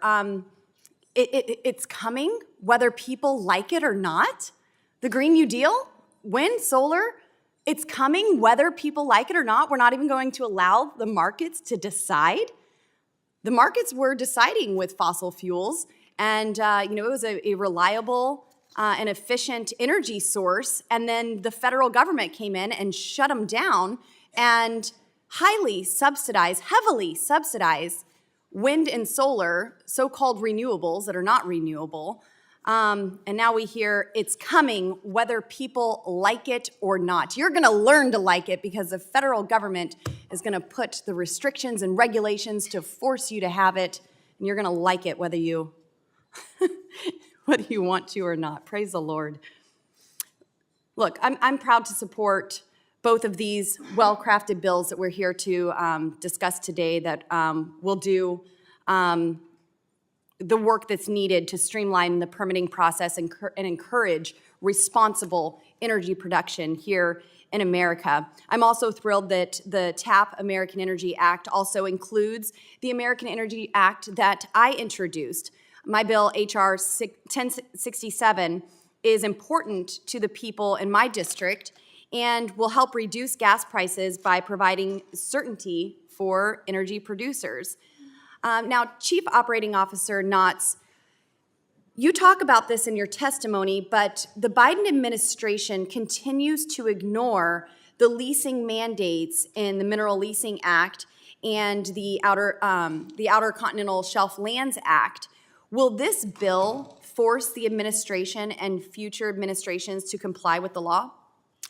Well, it certainly should. Again, thank you for the question. As I said earlier, the laws are there, but the Biden administration has not enforced them, Mineral Leasing Act and OXLA. This bill will require quarterly lease sales, which is very important to get that process both onshore and offshore. And I just want to also stress again how important or how negative the president has been, I can't tell you the impact that the administration is saying no more drilling on federal lands, no more drilling offshore. The president saying again, no ability for the oil industry to provide, to continue to drill, period. He wants to end fossil fuels. Has That a was his dampening campaign effect. promise. Has a dampening effect on small producers that we represent to get out there and operate. And one other thing I would say is you're talking about the energy renaissance that happened with hydraulic fracturing. Nobody knew that. So if you're talking about we know what's going to happen, we know the market decided that. Energy producers, independent producers, took huge risks to go down, hydraulically frack, horizontal, and the energy renaissance has happened. Thank God that happened. Thank God that now that we have a situation in Ukraine and elsewhere that people didn't say, oh, we're done. Our producers, American producers, went out and said, we're going to take the risk, small producers, and that's benefited all of us. Yes, thank you, Mr. Knotts. Now, it was reported yesterday that President Biden was incorrect about his assertions that the industry is sitting on 9,000 drilling permits, according to the BLM. In reality, those numbers are much lower, potentially due to a clerical error, how convenient, or computer system malfunction. Now, Mr. Knotts, you explain to those, will you explain to those in this subcommittee who have echoed those same remarks that Joe Biden said, that the revised number means, what the revised number means, and why the industry might not be able to use a permit immediately upon receipt? So the numbers were, again, as we talked about 9,000, were by the agency's own admission reduced down to 6,600. Again, that will tell you how unclear the agency is on what's happening. The President of the United States himself used the 9,000 figure, Correct. which was wrong. Second of all, many of those approved permits are tied up in litigation, lawsuits from the environmental community, both in New Mexico and Wyoming. Leases are tied up. So as you're talking about leasing, it's really important to understand the tied up in litigation. And then finally, it's not just a spigot that you open up. Once you get a permit, it takes a huge amount of work. This doesn't happen overnight. So we certainly take exception to this idea that you can just turn these projects on and off overnight. Right. Thank you, Mr. Knotts. My time has expired, and thank you to the witnesses who are here today. Thank the gentleman from Colorado. The gentleman from Montana is recognized for 5 minutes. Thank you, Mr. Chair. Appreciate it. My friends across the aisle, when we talk about the cost of energy, choose to ignore the impacts of supply and demand and our domestic production being intentionally reduced by nearly 2 million barrels a day at the very offset of the Biden administration. They never bring up the amazing profits from renewable energy companies, much of which was extracted from taxpayers with no choice in the matter in the form of federal subsidies. It came directly from tax dollars, and not because they actually consumed any energy whatsoever. So I'd just like to list a few of these. Some of the biggest profit margins in the country last year, okay? 2022, we didn't hear about this. All we hear is about the oil and gas. GE, renewable energy, okay? $5.84 billion net profits, 22. Iberdrola, $4.99 billion net profit. Next era, $3.83 billion. Vestas, $1.9 billion net profits. DACO, New Energy, $1.63 billion. Brookfield Renewable, $887 million. These are all net profit numbers. We never hear about that. All we hear about are the oil and gas companies that had major profit margins. But again, my friends across the aisle refuse to acknowledge the facts of supply and demand and this global market. Mr. Knotts, your testimony, you mentioned that while it's a small percentage of all federally owned land, oil and gas development on federal lands results in substantial revenue and investment in those communities that it's produced near. Could you tell me more about the impact of oil and natural gas leases to these rural communities?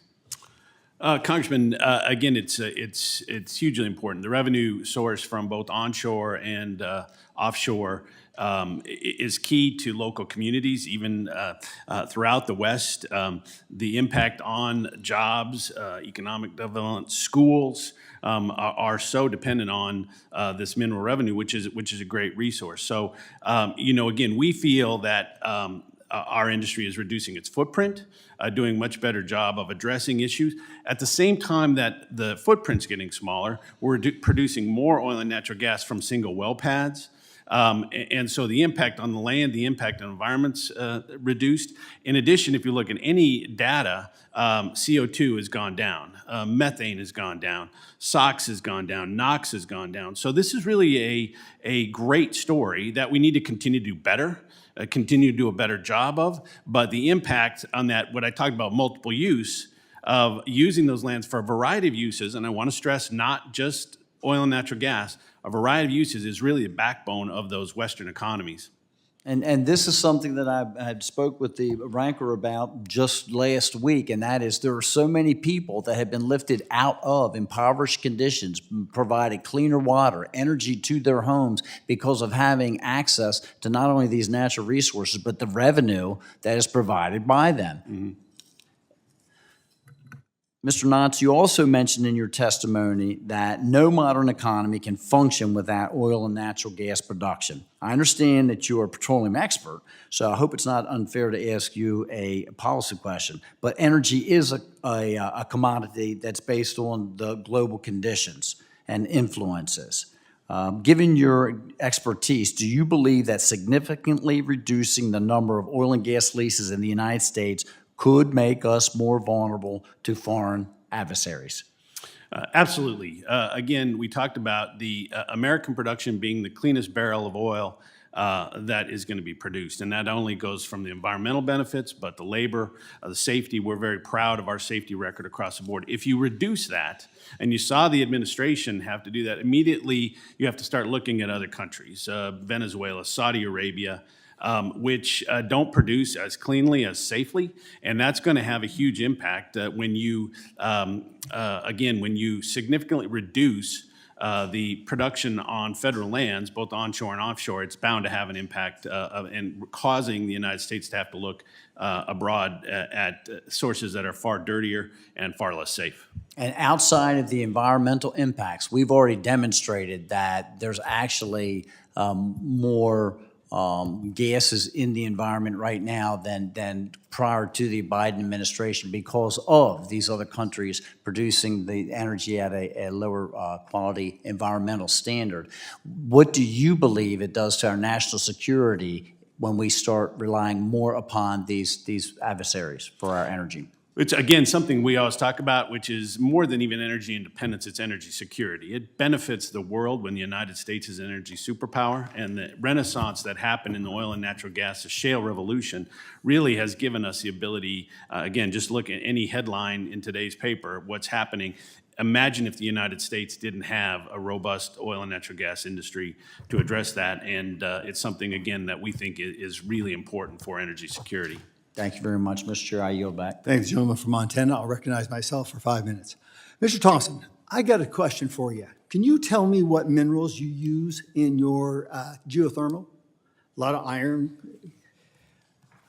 Yeah, Mr. Chairman, yes, we do. Iron ore is, for the piping for our geothermal facilities is critical.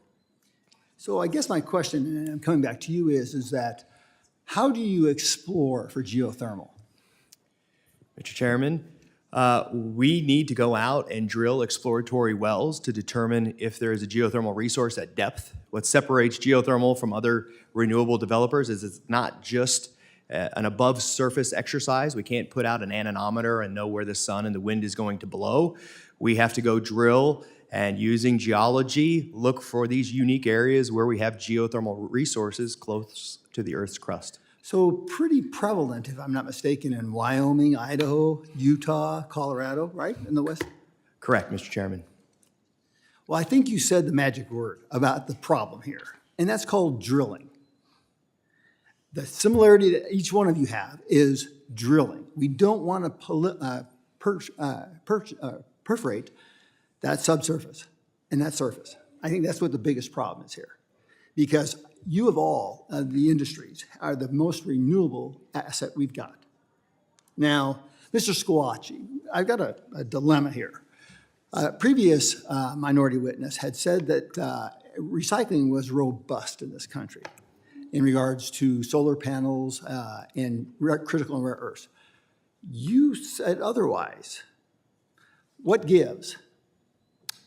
Well, Congressman, thank you for the question. I do not think that we have a robust recycling program in this country. It may exist in some local communities and even in a few states, but I wouldn't call it anything close to robust, particularly with respect to all of the electrical and electronic equipment that we have that is generally disposed of in landfills. You think about all the old computers, hard drives, other kinds of equipment that has lots of valuable minerals embedded in it.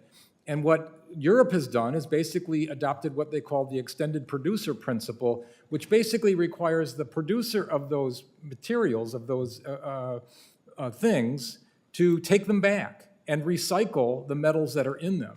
And if we were able to do that, I think it's a great idea. There's no downside, I think, to requiring that we reclaim the minerals that we've already mined. Let me interrupt you there. Sure. My understanding of the process is still pretty caustic in regards to reclaiming those metals and purifying them. So, but I thank you very much for giving me some better understanding from previous witness. Now, Mr. Nolan, in regards to, I want to talk about the mining process, particularly within the designation of Russia, Kazakhstan, and Uzbekistan, particularly with uranium. Now, anybody that I've seen that has any macho in regards to renewable energy understands you cannot do renewables without uranium. Tell me how this was nearsighted by not keeping them on the critical minerals list.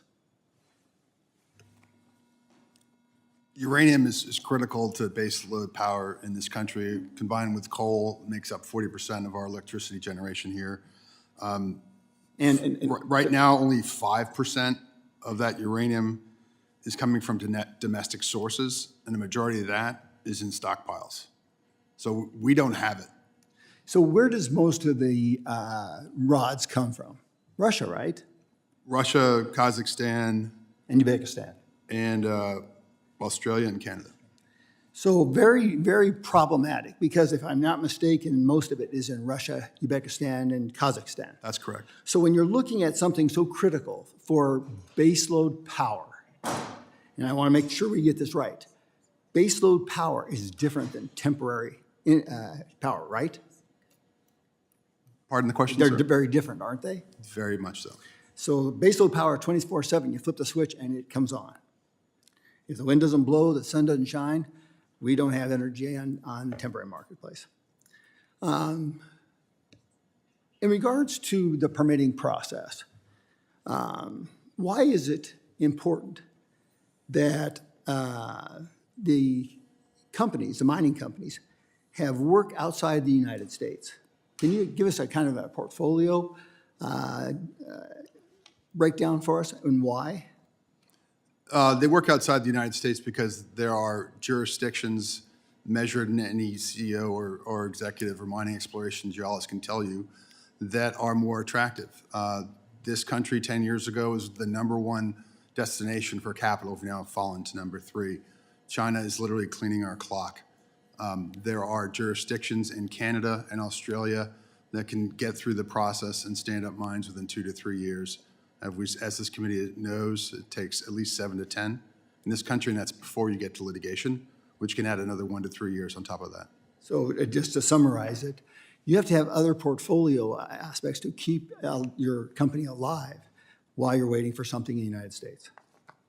That is correct. Good. So we're going to go to a second round real quick. And so with that, I'm going to recognize the gentleman from Montana for his 5 minutes. No, we go first, and then they go. It's the same process. What's that? Okay. Then I'll come back to you, then me. Yeah, go ahead. We tried going ladies first. Mr. Nolan, As you can see, everything that I've been talking about today has had the national security focus on it, the national security bent, if you will. You brought up international competition for minerals in your testimony. Specifically, you mentioned China's Go Global campaign to secure raw materials. Do you believe that support for mining is an issue of national security as China aggressively pursues minerals? Congressman, I do. The testimony is accurate. The Chinese have been at this investment strategy for over a decade. They have managed to corner the market in many materials, and especially including the finishing of those materials, processing and refining. And that's a big problem. That's why it's important to continue to invest. At the same time, we're talking about standing up new and expansive mine operations in this country. We also need to bring forward processing and development and smelting here in the United States. We ought not to be mining these materials, sending them overseas just to buy them back. We need to do it all at once here, and we're behind. So basically like a colony, producing raw materials and then shipping them overseas, having them turn into a product and then purchasing them back again? It's an unfortunate practice, but that's what happens now. And why would you, in your opinion, say that we have to send all of these raw materials overseas for that refining and processing? There's been a lack of will and investment here in the United States based on the limitations that have been put forward in standing up processing facilities from cost and environmental compliance standards. So basically, it's a risk and reward, risk versus reward, and the inability to have predictability, not to put words in your mouth, but on the outcome of that investment? It's less risky. Okay. By any chance, do you know of the rough numbers of the 10 critical elements or minerals that we most depend upon? How much of those China currently has control over? About 60%. About 60% of the top 10? That's correct. Okay. We've all been talking about supply chain problems for the last several years. I think if we didn't recognize anything else that when we went through COVID, that the reliance that America has on whether it's for pharmaceuticals or for computer chips, to be bringing that in from overseas is very problematic and quite frankly, very dangerous to our country and to the people that live here. Do you think that transitioning too quickly or too aggressively to electric vehicles could create supply chain problems here in the United States? Absolutely. I think you've already seen just about every major EV company take investment stocks and agreements with mining companies here in the U.S. and North America to de-risk those supply chains. Time will tell if that will be effective. If we don't get the permitting process right, those investments will not be proven out. So I'm not sure who would be the best one suited to answer this question across the panel there. But as I go around the state of Montana, a lot of the communities are extremely dependent upon small co-ops. It's a very rural state. We have spread out communities, and we don't have that many large energy providers. And the local co-ops are telling me that they have substantial barriers and issues that are looming on the horizon in order to provide the electricity that is going to be necessary if we were to throw a switch today and say, we're going to mandate all of these EVs. Are you getting any feedback about how we could actually produce that? It's not just a question of producing the energy, but actually a question of having the infrastructure available to deliver that energy as well. Can anyone comment on that? I can take a stab at it. We've certainly made tremendous investments in infrastructure and electrification in this economy over the past last Congress, but now we're coming up against the concerns that we've been talking about here today. There's not enough engineers, there's not enough permits, and there's not enough time to transition quickly enough to make sure we have the electricity we need, and that goes in spades for the rural co-ops, who are, as you say, small business operators. And so the last thing I would say, Mr. Nolan, is that I've also been quite the advocate to make sure that we have base load electricity. And while it's great to utilize these renewables when they are available, including hydroelectricity, which still fails to be identified as a renewable energy. When we start looking at when they are actually going to be able to be utilized, the most efficient form that I've seen on a wind farm was about 40% that they could run at full capacity. So that leaves about 60% of the time, according to my real quick math, that they're not going to be able to. How are we supposed to provide the energy consistently, efficiently, for that balance of that 60%? Mr. Chairman, if I may, to Congressman Rosendahl. Look, geothermal provides that baseload power with zero emissions, and the provisions in the TAP Act would allow us to develop our projects twice as fast, reducing the permitting time in half. The NREL and the Department of Energy have said that would unleash about 6.5 gigawatts of additional energy, primarily in places like Montana, the West. So when you look at the solution to EVs, it is expediting the exploration and development of renewable resources and drilling for projects like geothermal. I'd be remiss if I didn't say that 6.5 gigawatts of additional geothermal generation represents about a $30 billion investment in construction, thousands of jobs, and about $500 million in local royalties paid to co-ops and folks who are taking advantage of these type of projects throughout the West. Thank you. Mr. Chair, I'll yield back with one final comment, not question, and that is great to have all that energy being produced, but then we run into the problem of permitting the transmission lines to get it where it's actually going to be consumed. Thank you very much, Mr. Chair. Thank I the yield gentleman back. from Montana. The gentlelady from, the ranking member from New York is acknowledged. I thank the chair. Now, I want to quickly touch on Representative Stauber's permit amend bill that is being discussed today that would update our mining laws to largely favor mining interests. My colleagues on the other side of the aisle have suggested here and in other forums that environmental review is a key bottleneck in developing critical resources, and that reforms to the National Environmental Policy Act are necessary, that it creates all of these headaches and there's all these issues in NEPA, and we need to really streamline it and reopen it for editing and review. Mr. Nolan, you are the CEO of the National Mining Association. Do you know what % of NEPA decisions have a significant enough environmental impact to require an environmental impact statement? I don't have that, but I'm happy to get to the committee. I'm sure you may have it in front of you. I would say, though, that just about every EIS for a modern mining project is challenged in court after the decision is made. I see here the GAO estimates it's about 1% of all NEPA decisions require an EIS. And do you know how many of those NEPA decisions require an environmental assessment? The GAO methodology is somewhat suspect because that EIS component is limited, and that sample size in that report is something I'd like to further discuss. So, you know, given that, and I register that, but of that 1%, we're also, top of that 1%, we're also seeing that the estimates are less than 5% of all NEPA decisions requiring an EA. And specifically when it comes to hard rock mining, Mr. Nolan, the industry says it takes roughly 10 years to permit a mine. Is that correct? Yes, ma'am.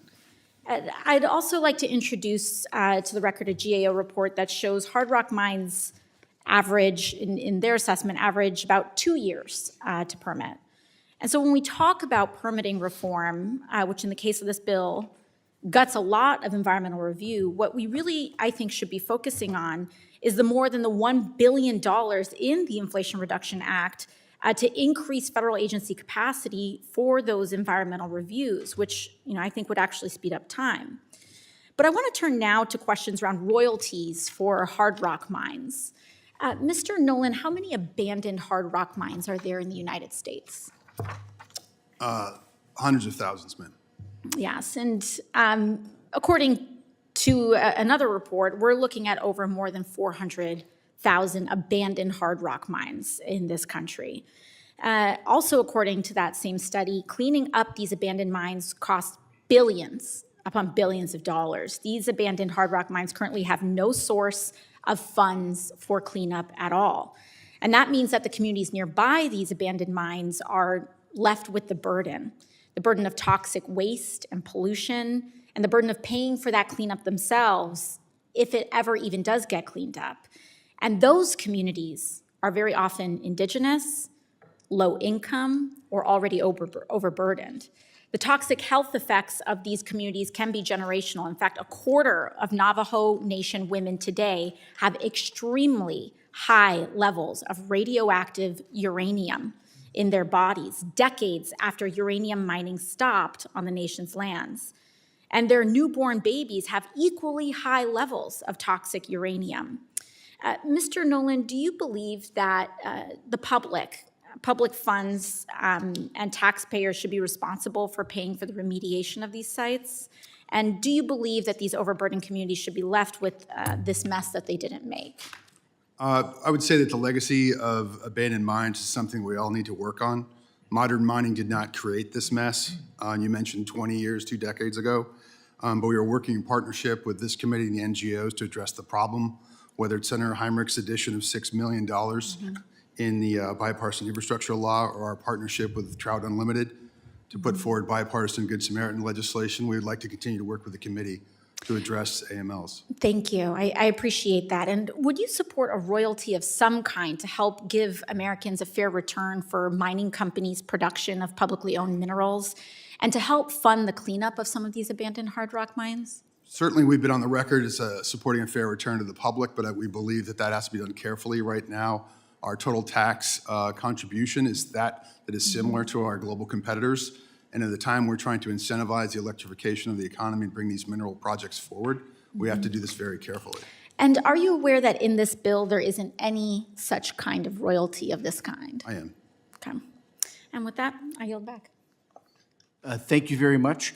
I am going to yield for questioning in his round 1 for Mr. Westerman, the full chair of the Natural Resources. Mr. Westerman. Thank you, Chairman Stauber, and thank you to the witnesses. It's good that Congress is back at work. A lot of us have been not just slipping out and taking a break. We've been going back and forth to other committees where we're having markups. But there's no committee hearing on Capitol Hill today that I believe is more important than this committee hearing. And there was something I wanted to give Mr. Nolan a minute to clear up. There's been concerns expressed about provisions in the Permitting for Mining Needs Act, which affirms that exploration and mine support activities can take place with or without the discovery of a valuable mineral deposit. Could you explain why this language is crucial to current and future mine projects? The provision in the draft allows for mine infrastructure such as roads, ancillary use, buildings, and waste disposal without a discovery requirement.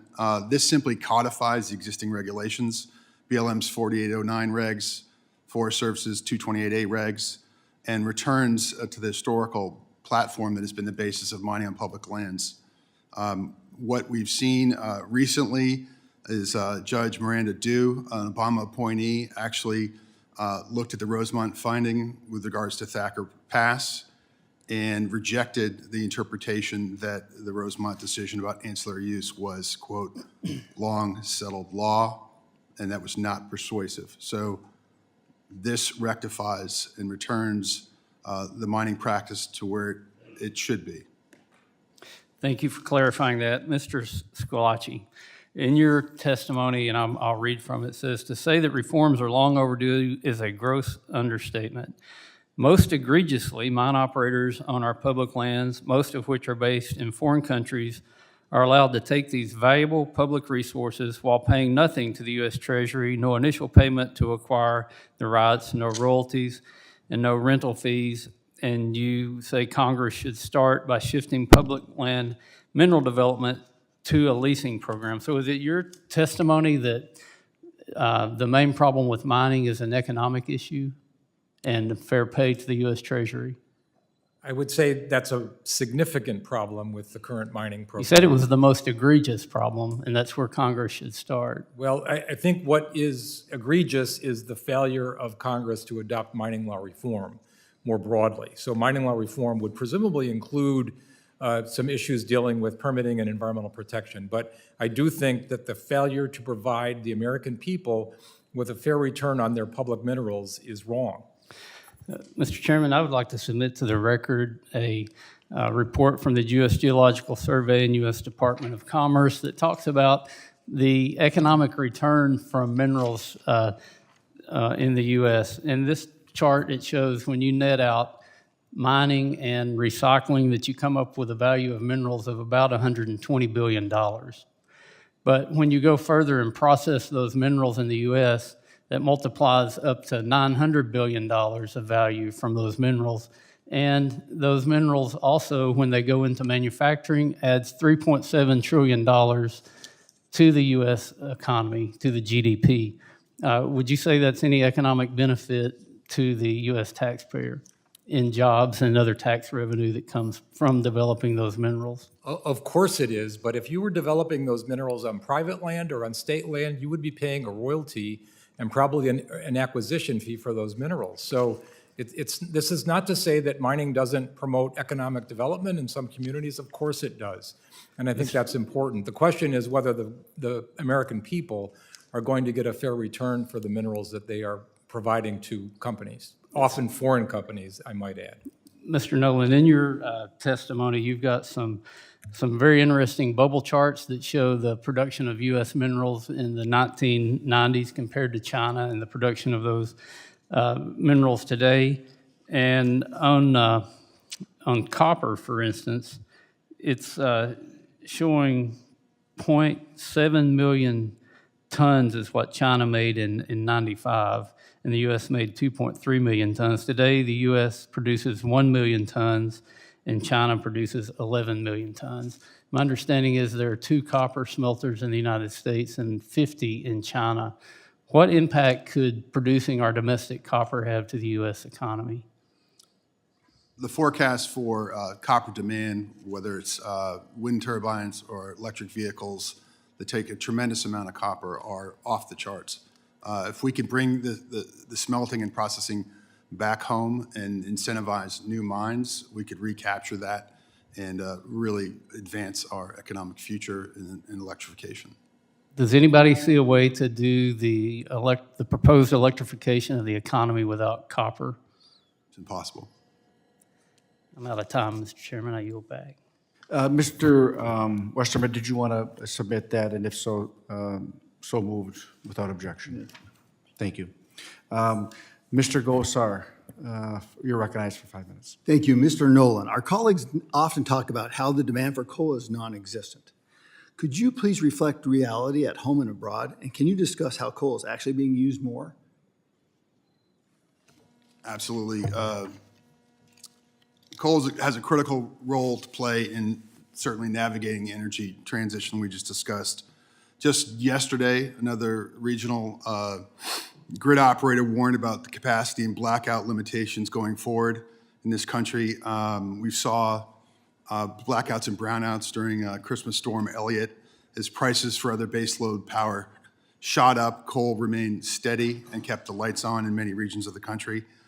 We need the options now more than ever when renewables are not there, the sun doesn't shine, and the wind doesn't blow. It's incredibly important to note that during the Ukraine crisis and what's happened here and both in Europe, as Bloomberg reports, over 40 U.S. power plants that rely on coal have extended their lifetimes and their shutdown deadlines based on the demand for electricity and the limitations on other fuel sources.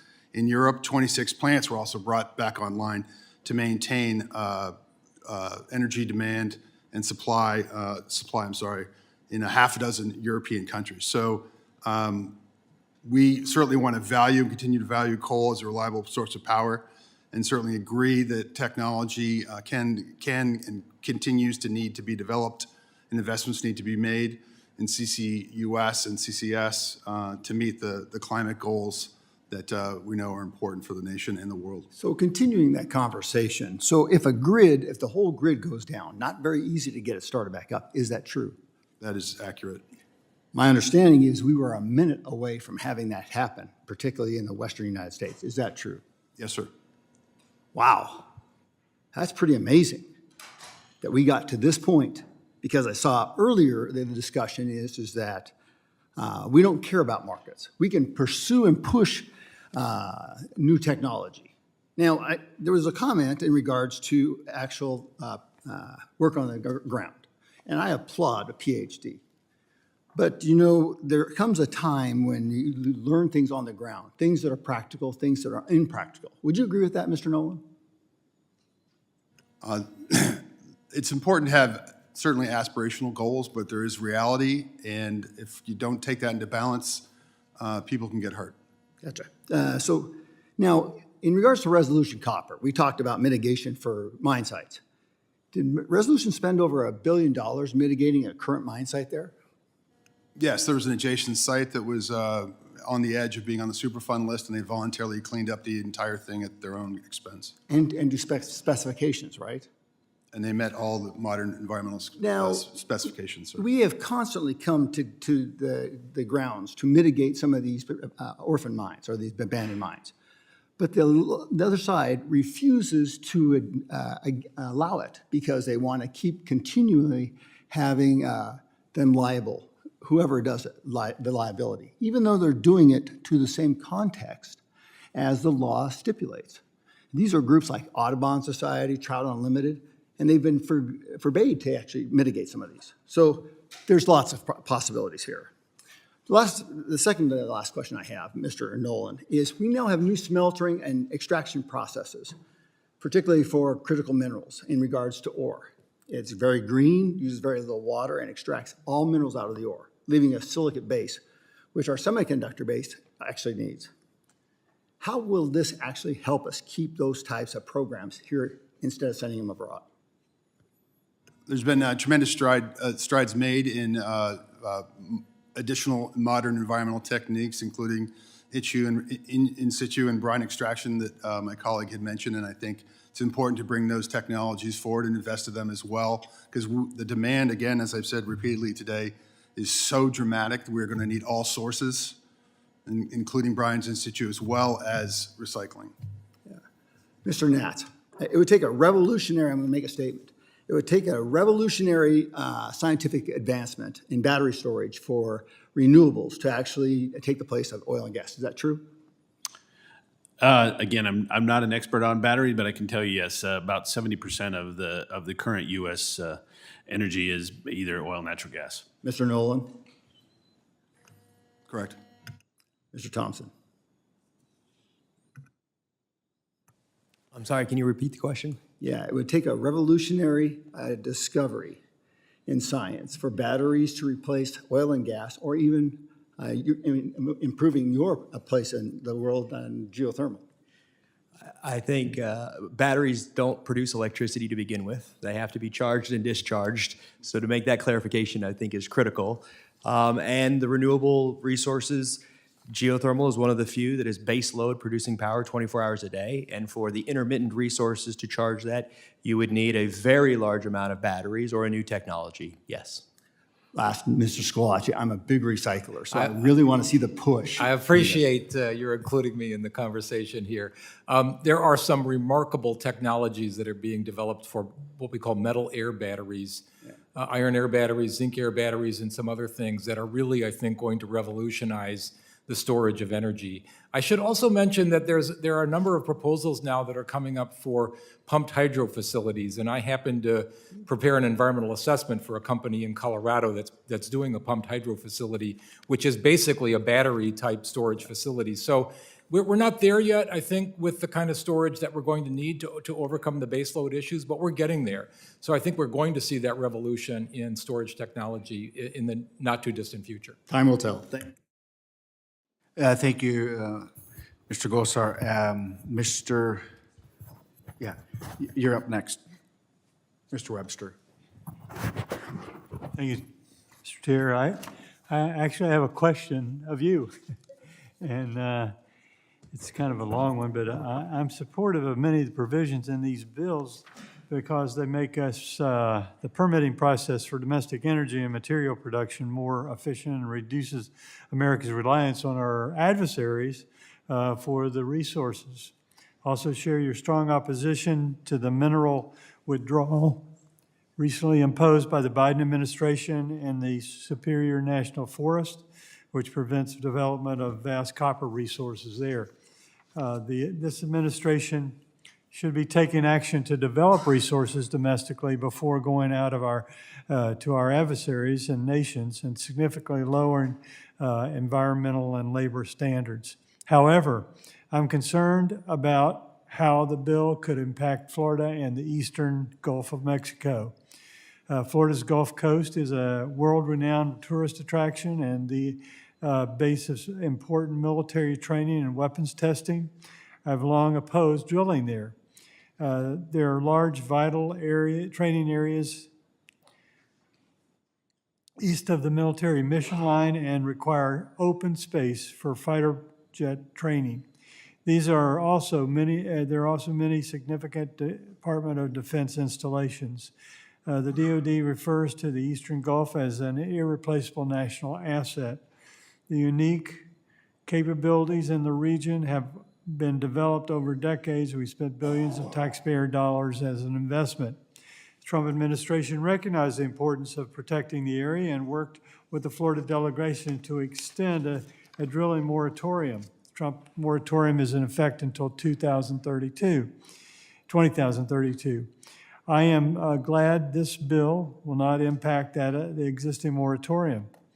Will you commit to working with my office and the Florida delegation to ensure this bill include the reporting requirement in Section 301 does not have unintended consequences for national security and our way of life? Mr. Webster, as a husband to an Iraq war veteran, I totally understand your concern for the military, and I appreciate your concern for our way of life as well in northern Minnesota and our desire to develop our vast resources for the benefit of the country and the world. Like in my opening statement, these provisions are something I believe we can all get behind, and I understand your concerns about similarly protecting the way of life of Floridians, and I do commit to work with you before advancing this bill out of committee. I am confident in our ability to get to a yes, and we will work together, and I yield back to my colleague from Florida for the remainder of his 5 minutes. Thank you very much, Mr. Chairman, and I yield back. And do you have anybody that needs to go to round two? No, I don't see anything. Okay, I'm gonna take my round two questioning and Representative and Ranking Member Ocasio-Cortez. I want to thank you for allowing the second round of questioning for this important committee work, and I really appreciate you when I was out of the room, it was your decision to do that, and I want to thank you. Mr. Thompson, Congress has created categorical exclusions for agencies to stop doing the same work over and over again. Yet agencies still decide not to use the categorical exclusion. How would the TAP Act avoid issues with unpredictable usage of categorical exclusions? Thank you, Mr. Chairman. You're absolutely correct that we have seen some district offices for the Bureau of Land Management deploy the categorical exclusions for geothermal and others not do that. And so the provisions in the TAP Act would make it clear that when we are doing exploration drilling with less than 5 acres of disturbance, it does not need to take the time of the hardworking BLM employees and would let them focus on the projects that are backlogging the process today, the utilization planning, for geothermal projects that have found a resource and will continue on to development. Thank you very much. Mr. Nolan, a mining project, even a permitted project, can be challenged 6 years after a final federal action. How does forcing any litigation sooner in the process help with getting new U.S. mining production? I think we're talking about trust and upfront consultation with communities, tribal groups, indigenous populations, in the process, so there's more transparency, is something the committee can work on so that those challenges are known and can be addressed to the benefit of both the project and the community. So I think that's something that the bill speaks to and can be worked on. Yeah, in the Permit for Mining Needs Act, there's a 120-day period after a federal decision, and you and your folks support that? We do. I think it's a tremendous improvement. Okay, that's really all the questions I have. Let me finish up here. One second. And Mr. Stauber, while you arrange that, would it be all right, I have some documents that I'd like to submit to the record. May I seek unanimous consent to submit that? Without objection. So Thank you. And then I too, great reminder, I too have, like to also enter into the record that the following organizations support one or both of these bills today. And I'm going to quickly read them: the National Association of Building Trades Unions, American Exploration and Mining Association, National Mining Association, Better in Our Backyard, Uranium Producers of America, Citizens for Responsible Energy Solutions, Range Association of Municipalities and Schools, Women's Mining Coalition, National Stone, Sand, and Gravel Association, and the Essential Minerals Association. I would also request that if there's no objections, to enter into the record the following pieces of material that I have. The letters of the record from API, Essential Minerals Association, American Exploration and Mining Association, and again, Women's Mining Coalition, the Louisiana Mid-Continent Oil and Gas Association, that have supported one or more of these bills. One second.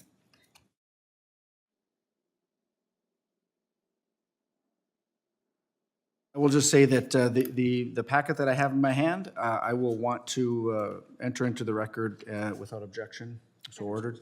And then I will just like to close up this hearing by thanking the witnesses for your great testimony. One moment.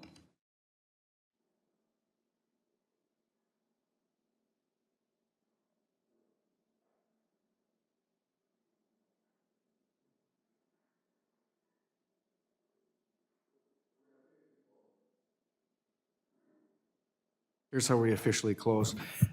Again, I want to thank the witnesses for your time and your expert testimony. All of you, we value what you had to say to us tonight. The members of the subcommittee may have some additional questions for the witnesses, and we will ask you to respond to these in writing.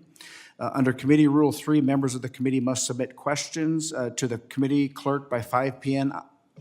on Friday, March 3rd. The hearing record will be held open for 10 business days for these responses. If there's no further business, without objection, the committee stands adjourned. Thank you.